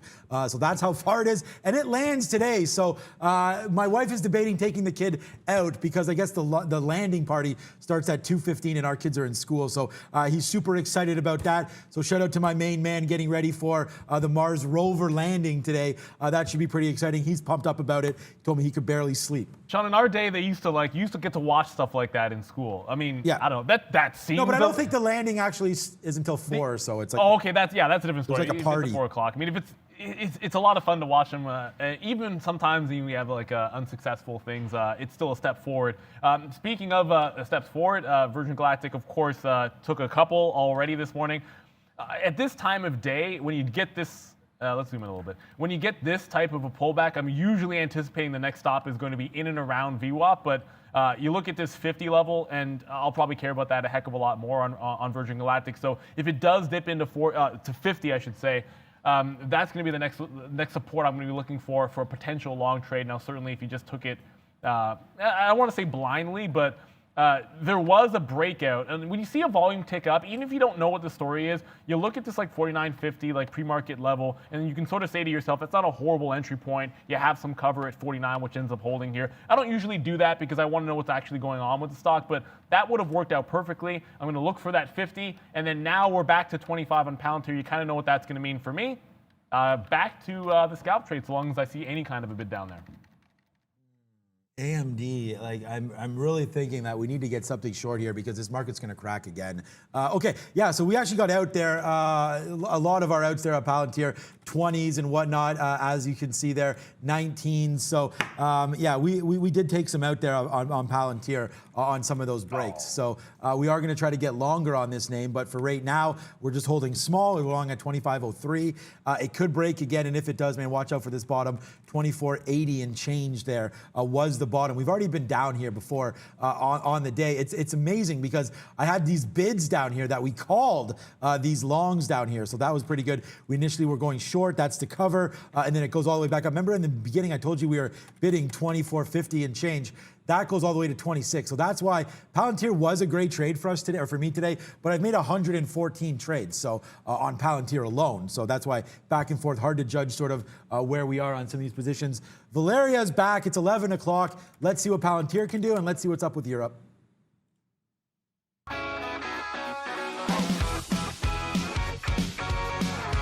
Hey guys, European markets are also all in red. Britain is down 1.6%. Italy is down 1.18%, and Switzerland is down 0.82%. Software company Tamanson trading in Switzerland is up 18.74% after it launched a share buyback program up to $200 million. Back to the traders. And I'm going to go with line it up and knock it down. Not me. Christopher, 1999. I mean, that's an interesting price. Party like it's 1999 for you on Kappa there if you got that long. It just broke the high of the day, the new fresh high, 23.49. Now, it doesn't seem to want to halt for whatever reason. I mean, certainly there's been enough volatility here. But if it gives me one, fine, that's great. 25 sticks out like a sore thumb. I've taken those trades before, and I feel like, to the short side anyways, and I feel like sometimes you have to be willing to get in before it gets to that price. Now, this is 23.50, so never going to happen. But even like 24, 25, 24.30, 24.50, something along those lines, if it spikes into a level like that, can be good for a quick little short. If I do that, though, it's a short duration trade. It's a hard stop at 25 even. 25, if it doesn't halt through there, you're probably looking at a breakout trade as well. Every single dip so far has been able to be bought, and the volume is still absolutely tremendous, guys. So the air not necessarily out of this one yet, but the retracements, do watch out for them. And the reason I'm looking for shorts is these are good retracements if you can catch it. The one I had stunk, and it was only 50 cents, but there was one off 22, which gave you a couple of bucks. It just did another like $1.50 off of 23.50. So if 25 gives me one, I'm very, very likely to take it so long as I'm fast enough.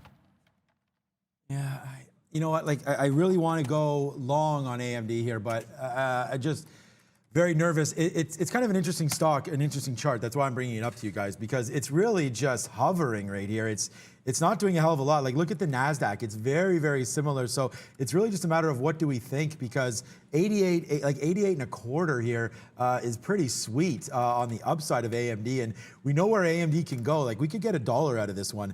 We are also looking at NEO breaking as well. But at the same time, this also looks like a great short, right? So, I mean, it's like I can't just sit here and only look longs. I really need to try to determine what kind of positioning I want here for the market, because right now it's not doing much. I am pretty bearish on it, so I am, you know, right now really just debating going short if we can get to this 88.25. A name that I don't mind going long, which is a little bit less risk, I feel, even though Microsoft's a $240 stock, I feel like there's a little bit less risk. And this looks the same way too. So we are bouncing around here a little bit. I don't know if the market blows upside. I have Palantir and Verizon. That's not gonna win for me. We need something a little more spicy than that. So 88. Oh, sorry, that's still AMD. Come on. Switch charts. Okay, now Microsoft switches over. It's this 242 level that's looking pretty good here on Softy. So that might be a go level as well. But right now we're trying to find some names here that can go if the market breaks. I just gotta. You know, I got to think about which way this market's going to go, because ultimately there's big moves coming still today. I feel you just got to crack one way or the other, like 242 upside or this 241.50 on the downside. Yeah, and some stocks, of course, might not care what happens next in the ES. I think Kappa's probably going to be one of those. Here it goes through that fresh high. Now, if I'm going to take a trade potentially short in front of a 25, I need to see velocity sort of slow down on the tape. Basically the spread open up a little bit, maybe like a 20, 30 cent spread with the bid not following through on a breakout of like 24, and then try to slip into a quick little short trade, get my stop or my hands ready for a quick out at 25, and then a quick retracement. So that's a lot to do if it does break up, but that's what I'm sort of hunting for here on Kappa. It does not look like we'll be looking at a halt trade if it does break 25 even. I don't think we'll be halting at 225, so you can go, I can think about that long trade through. Are you kidding me? And then someone decides to plop 25,000 shares at 97, kiboshing that idea. So that little blow through and then slam back down for a short trade.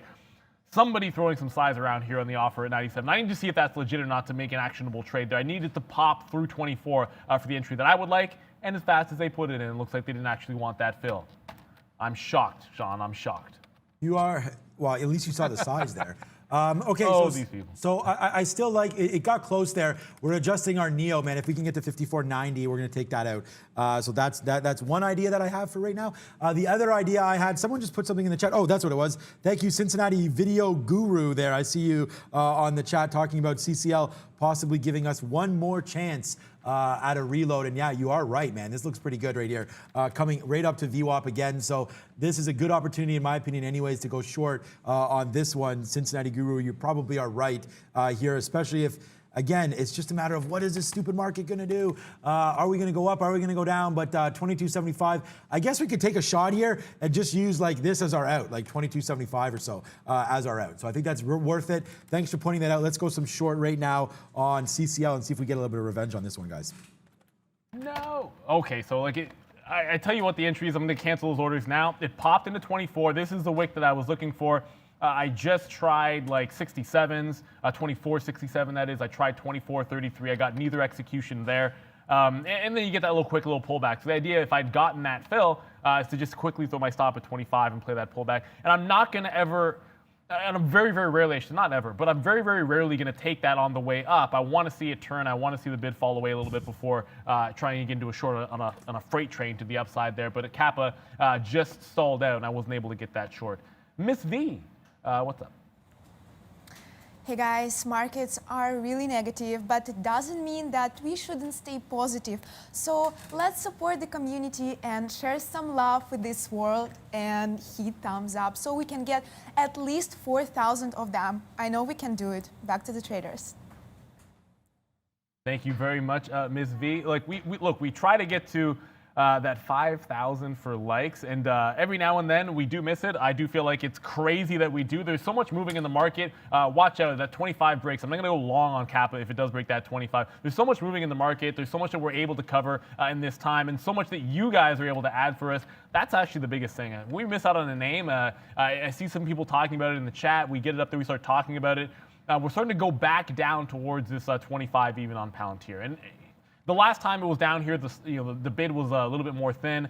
I'm probably gonna still take that sort of short idea through 25, but each time that break has been less good. You're talking like gives you 25 cents the first time, it gives you like 10, 15 the second time. It might give you 5 to 10 the third time through. So that's likely what I'm gonna be looking for on Palantir. And of course, Kappa, 50 cents away from a 25 break, 24.80 the current high. Could be in and out of that one very, very quickly as well.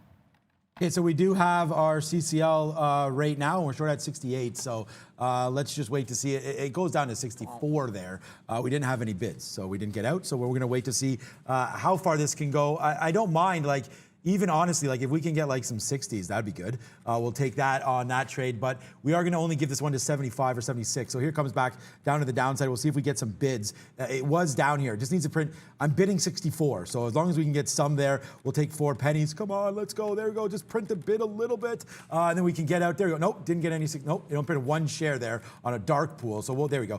There we go, and you get 63. So we get 2 trades out there, a 63 and 64. No, we didn't get 63s. 63 and 64, we'll see. Oh no, I'm bidding 62s. There should be 63, but a good trade. Thank you, Cincinnati Guru, for that one. And yeah, Verizon back down, but we don't care. We got our last piece out there at 40. We're holding a little bit. If it does break back down below where we're in, we'll get out, but a good trade here on CCL. Palantir, man, I mean, we're light on it. I would love to reload this somewhere, but we really haven't had the opportunity to do that. So we're going to wait to see what it does down here, 24.50. I still think there's an opportunity to get that long down there on PLTR 24.50.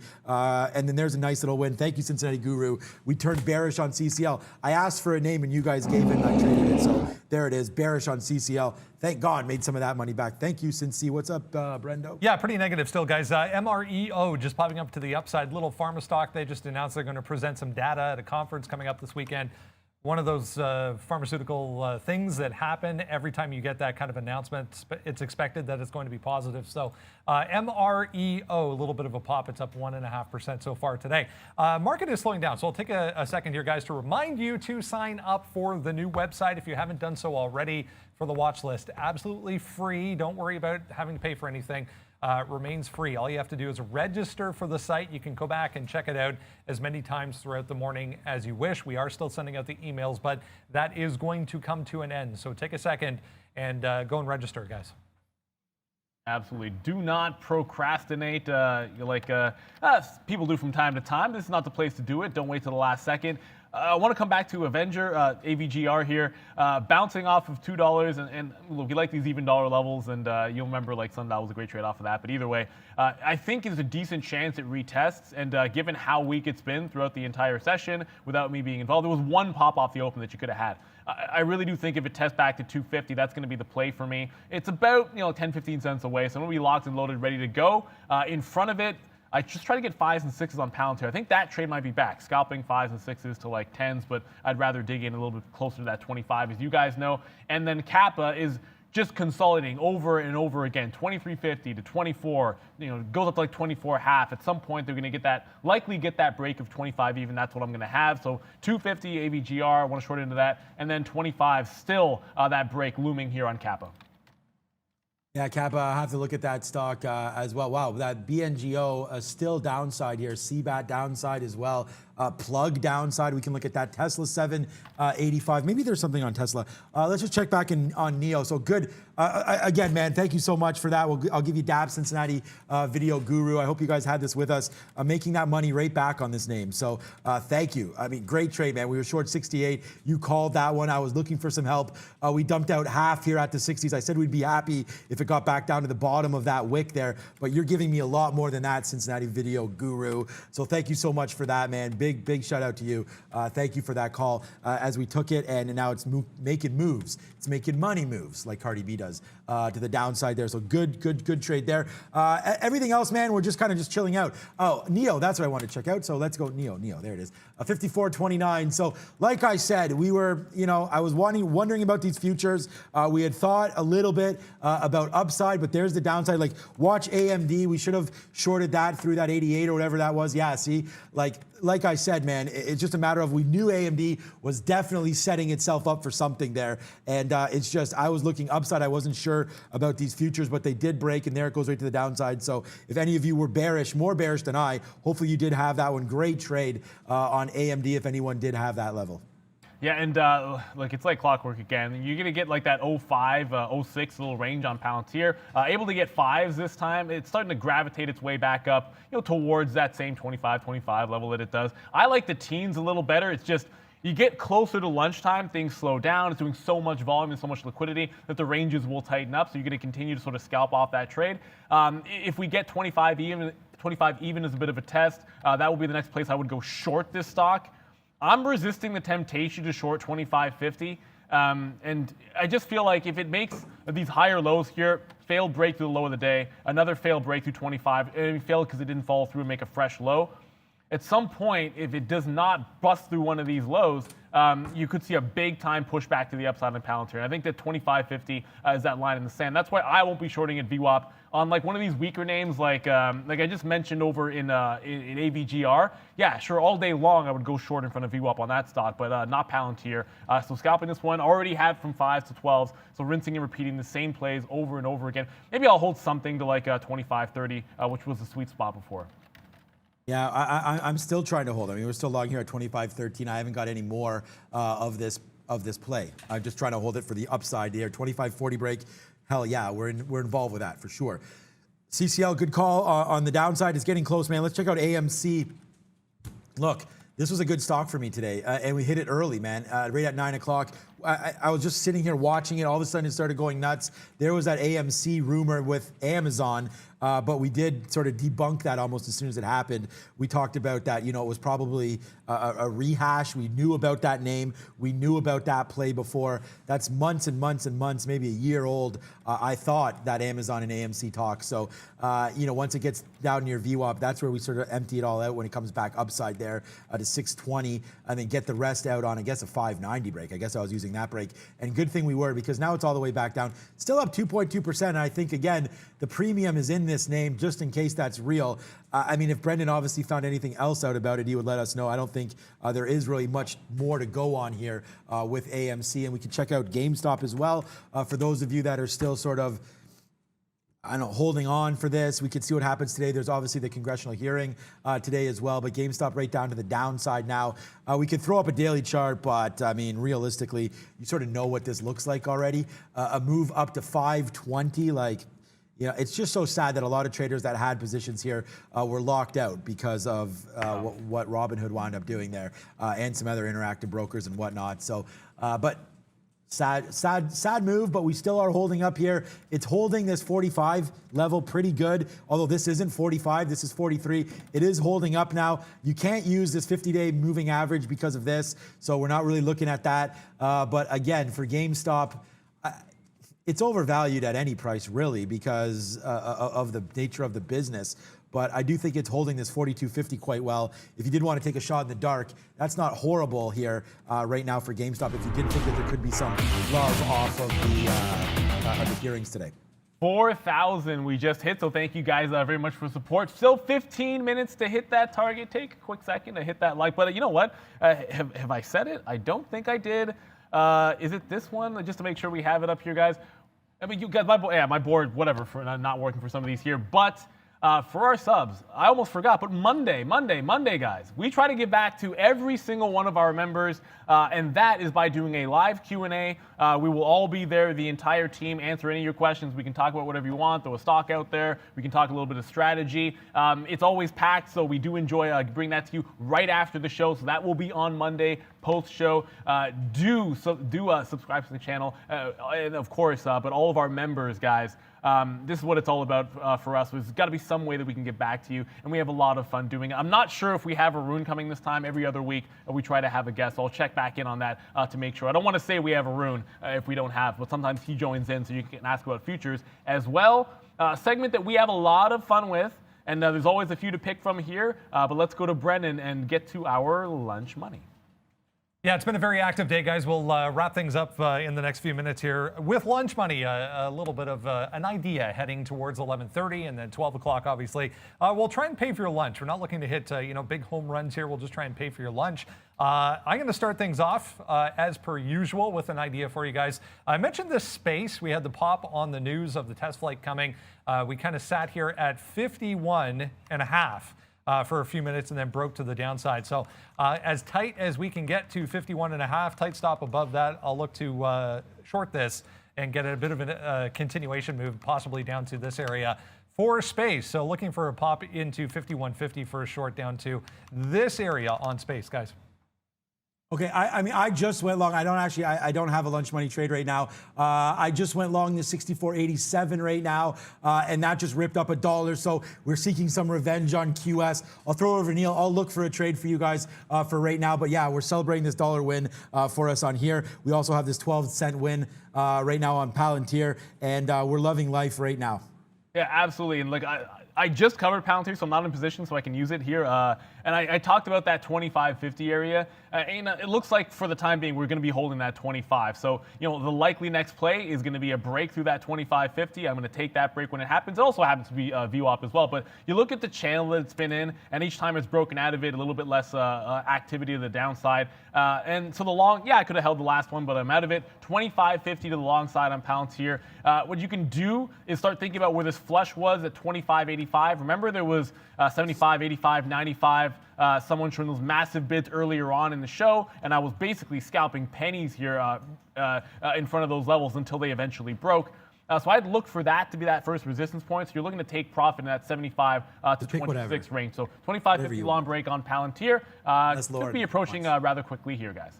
Okay, so we just got some more out there at VWAP, but QS is now going to the backside right now. So back upside, sorry, on this move. So QS right here, 66.20, starting to go. Palantir, I should have got some out there because my breaking spot right now is 25.40. If it breaks through 25.40, I already have that order in. I have a 25.40 break and I have a 25.50 break that we want to go hella long on QS. Thank you for the love on CCL there, Cincinnati Video Guru. We didn't get enough out at the very bottom, but we did get some out, and now we're pretty light on it. But here we go, man. QS, a 70-cent win. Looking to get more and more out of this one. I got to put some Palantir orders in just in case it gets back to that 40. But a nice little run back upside right now. Verizon, again, I don't know what's going on with my stop orders. We should have got out. I have such a small amount of shares, but we should have got out of that there. But that bounces off VWAP. That could be a decent play right now. Okay, lunch money right now then, 57.21. If that goes through on Verizon as the market keeps going upside, I think you can buy. I'm just going to buy right now, 57.20. Buy Verizon right now, lunch money trade. Yeah, definitely a good look there. So look, we love lunch money. Correction for you guys. It's actually going to be Mark Roberts is coming through for our Q&A. I mean, there you go. If you guys like the Stockfather, he's going to be joining us to answer all of your questions. So get them in early and make sure you join up. It's for all of our members, guys. So right after the show on Monday, Mark will be coming right through with the entire team here to answer your questions. I want to come back to this Kappa. And look, I was hunting for a short. I told you the exact conditions I wanted to get into the short trade. And yeah, it just sort of turns out I could have just blindly thrown an offer in front of that 25 number that I said and just closed my eyes and shorted it and then come back to VWAP. But that wasn't what I was looking for. I told you guys exactly what I would have liked to have seen. It didn't happen. Well, the time that it did come, I wasn't able to get the execution. I told you I missed at 67s, 24.67, that is 24.33 as well. Now it's back to into VWAP here. Throughout 21, I'm looking at 20 to 2050 as a bit of a sort of a line in the sand for this particular stock. I mean, if it breaks through there, you could have one of those situations where you're shorting for the rest of the session. If it holds that price, then it is a line for a bit of a power hour move into that high of day at 25, guys. So Kappa does give the pullback, but you can have a level all you want. You have to be able to execute the trade to go along with it. And then still going to go back to this AVGR. I'm waiting for it to pop just one more time here to get in closer to that 250 level. Have some offers in the 40s or so, one offer in the 40s, and then look to see if I can short in front of 250. Brendan, what's up? We haven't had crazy Chinese company moving around today as we had over the past couple of days. Until now, VIOT, just saw this one breaking to the downside through 11. So volume spike came in. You can see they did push this all the way to 12 and then immediately reverse. So VIOT, little tiny Chinese company moving, guys. Okay, shout out to Scott K here. We always can't forget our members, man. Scott K, we're nothing without you guys. Thank you for joining us up. It's going to be a good one, our Q&A. Ask us anything on Monday coming up. Kyle Elkins here. Thank you so much for the wisdom. Mike Count. See, this is what it's all about. It's grown over by 300% since January, guys. So since January, not bad. Some people keep their money in their pillow. You do not, Kyle. Good job on that one. And then Justin Colombo, what's up, my man? Thank you for joining us as well. And it's going to be a good one. I hope to not disappoint, and we will not disappoint. So no talk about that. Neo, apparently, is that starting to go now finally? Yes, sir. Okay, so where's my bids on this one? We're still waiting for a 90 break. So let's see if Neo can give us that little runner here at the end of the day on a 90 break on Neo. So we're waiting on that one. That should be good. That'll come up if that happens. Big bump up right now. 50 cents on QS, a dime piece, which is nothing. On Palantir, we're going to wait for that one. Still waiting for that 40 to break. That's going to be a big trade. And then my lunch money trade is 4 cents in the money. So depending on how much you eat, I guess, or how many shares you're trading with, more importantly, that was only a 4 cent win. So yeah, whatever. It's still the lunch money trade. We'll see. It's not even really lunchtime yet. So maybe this thing goes back upside and we'll get out. I'm going to try to get out here 25s, then 28s, and then 30s. And I think a 10-cent win should be good enough for some lunch money for you guys on that one. We're running pretty perfect on those calls. QS fading back in, though. Good outs right here at VWAP, man. We take that money and run. So good trade there on QS. And one stock that I know is lighting up for a lot of people here, there was a big move on Socket this morning. It just bounced off of that same low. Look, it broke out at 12, goes to like 1580. It just bounced off that same low and now making a bit of a double top here at this congestion area. So I'm looking at 1475 to like this 1520 mark. This is like that sort of like kill spot for like the secondary push. At this time of day, given the fact that it's calmed down, I like sort of shorting into that range if you can, and then work it back down into VWAP. I will let you guys know, just show you the level 2 here. I know it's a $14 name. It doesn't have a ton of like size on the offer, that kind of thing, but the liquidity is solid. It's done 5 million in shares. So we had to pay for locates. I think it was about like 7 cents per share to be able to go short. If that number was like 50 pennies a share on a stock that's just put in a tighter range than that, I probably would stay away from it. Just got the first look in AVGR at 41s into that 50 level, so I'm now short that position. But I am looking. Look, of course, it doesn't actually break into my target area very deeply here on Socket. It was just up at that 60 area that you saw. So not likely to get into this, but this is a power hour type of play as well. If it consolidates above and then breaks out the top of that range, you're likely to see a push to the high of day. So Socket, once again, it started the week on our watch list, and now it's right back there showing signs of volatility. AVGR, I mean, I literally got into it starting it at 41 thinking it was very likely that it would pop into this range and give me like multiple entries into VWAP. I guess I will be happy with just one. So immediately, like 7 cents in the money, I'll take some of that profit and run. If it ever moves into me and gives me a fill, and then that's literally the top of the move in the short term, yeah, I'm going to take profit at the first stopping point. It happens to be 6 or 7 cents. I'll take it all day on AVGR. All right, so CCL goes back into the money here a little bit for us, 11 cents. That's a good trade, a 12-cent win right now on Palantir, a 30-cent win on QS, and then our Verizon is putting us to sleep a bit. We're gonna have to wait on this one, I guess. The out will be here, 57.10. So okay, we'll wait on that one. This is our lunch money trade, as you guys know. So we will wait on that. And then check back on AMD as the market pops there. So AMD here on the NASDAQ does make that bottom. So again, if you guys are looking for something today, I really do not mind at all if you kind of bottom pick some AMD. If AMD, like, there's only 4 minutes left. If AMD gets back to like 87.50, I think you could probably take that long and then give it back down to 87 even. So I do like that AMD play. What's up, B? All right, guys, it's about that time. We are going to have a look at what's coming up for earnings. We're talking aftermarket tonight. Before the open tomorrow, I'm excited because, yeah, Roku's right in the middle, guys. Yeah, you're loving Roku there. We'll see if we get some big moves there. That's an expensive stock now. We talked about that upgrade today on Roku. I like that one.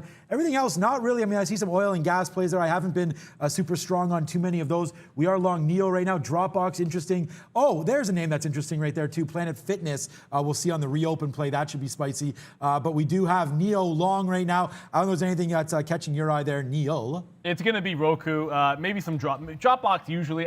Planet Fitness, it's not always the most tradable name for a day trade. But as for Roku, I mean, you talk about these upgrades and downgrades and whatever they might be in these price targets. Just remember where these stocks have come from. When you talk about 270, like it was there a couple of months ago. So it's not ridiculous, as you know, when you see the analysts make adjustments there, and you say, "Oh, that price is trailing too far." It's like, look, a lot of times they can just be behind the curve. And when a stock moves that much, like a 50% push to the upside in like 2 or 3 months, yeah, you'll see some of that going into it. I'd expect some serious volatility. I think if there's any kind of a sell, that 385 is going to come into play here on Roku, which it seems crazy, but. Sometimes if you're looking to pick up a stock or if you're bullish on it and you want to play in one direction, it's not a horrible idea to have a line in the sand that you don't think, look, it's a low probability event that it comes into play, but if it does, it's a fantastic winning opportunity for you a lot of times. We've seen it happen time and time again. So I'm filing that one away in the back of my head there, Roku. Okay, guys, we are turning our day around like crazy right now. CCL, big win. QS, bang, right in the money, $1.20 now, and still ripping upside. Man, we're on fire right now. NEO, bang, bang, bang, through 90s there. Out 03s on the upside there. Have a little bit left, not much. NEO upside there, good move. Palantir, man, we pounded into the long again there, breaking that 40, so up to 43. Let's wait to see. We're excited if that can get through 50. We'll take more shares breaking through 50. So yeah, Palantir, like, this is not... It's funny, but we're turning this around, and I'm pretty happy about it right now, if you can't tell. So let's just wait to see what does now happen on the upside with Palantir. It could fail back down, and then my tune will change. But right now we're long at 25.34, a decent amount of shares here on Palantir. And the difference in Palantir, when you look at those range, and it's been sort of a range-bound trade throughout the majority of the show since the open, the offer, look, there just isn't one at 50. Every time it goes down to 25 even, there's just all kinds of bids. So you are seeing crazy activity, but there are people plopping bids randomly down to take shares at these lower prices. But on the offer, it's not the same thing. Profit taking is definitely a different road. I like that 50 for a breakout trade. Before we get out of here, we always do one thing here, and I'm all on board with this National Day, so let's go right to Valeria. Thank you, Neil, and hey guys, thank you for spending these trading hours with us. We wish you a wonderful rest of the day. We will see you tomorrow at 8:30 a.m. as usual. Please don't leave without liking this video and subscribing to our channel. And happy National Drink a Wine Day. Did somebody say wine? Yeah, I mean, come on, like whatever. Of course, we enjoy wine from time to time. You've got to enjoy the better things in life, and certainly that's going to be one of them for you there. I'm just going to come back to, before we get out of here, guys, just going to come back and remind everybody My coming up's not working, so I'm just gonna remind you, we do have our Q&A coming up on Monday. Mark Roberts is coming through, the stock father himself, to join us. For all of our members, just make sure you're here to get that link, and we want everyone to take part in it. It's a lot of fun. We get to as many questions as we can there, guys. But when it comes to wine, you're Italian, Sean, so I'm kind of curious to say, what is your favorite type of wine? For Italian, I like the Barolo. It's a little expensive, so you can get that. If you're looking on the cheaper side, nice little Chianti is nice. If we're going to go back to our roots. But recently some nice Chardonnay I think is pretty good. And Brendan, what are you drinking tonight? Absolutely nothing until the end of the month. Oh, yeah, dry February for Sean charity. had to mention that. No. We're doing dry February, guys, for a good cause. Charity, I said. Not on the show, but yeah. I would go for a Cabernet Sauvignon. California, California Cab Sav, my favorite, guys. I think you got to have some fava beans with a nice Chianti there. Why not? That's always a good look. If you get that reference, then you're a nerd like I am. It's been a fun show, of course, as always. Lots of activity, lots of action, lots of trades for you guys. And for the entire team, for Miss V, doing a great job, she always does. For my man, Sean Cantina. And for Brendan Wickens, I'm Neil Roberts. Good morning, good afternoon, good evening, wherever you are in the world. This is Trader TV Live. We'll see you guys tomorrow. Peace. Bye, guys.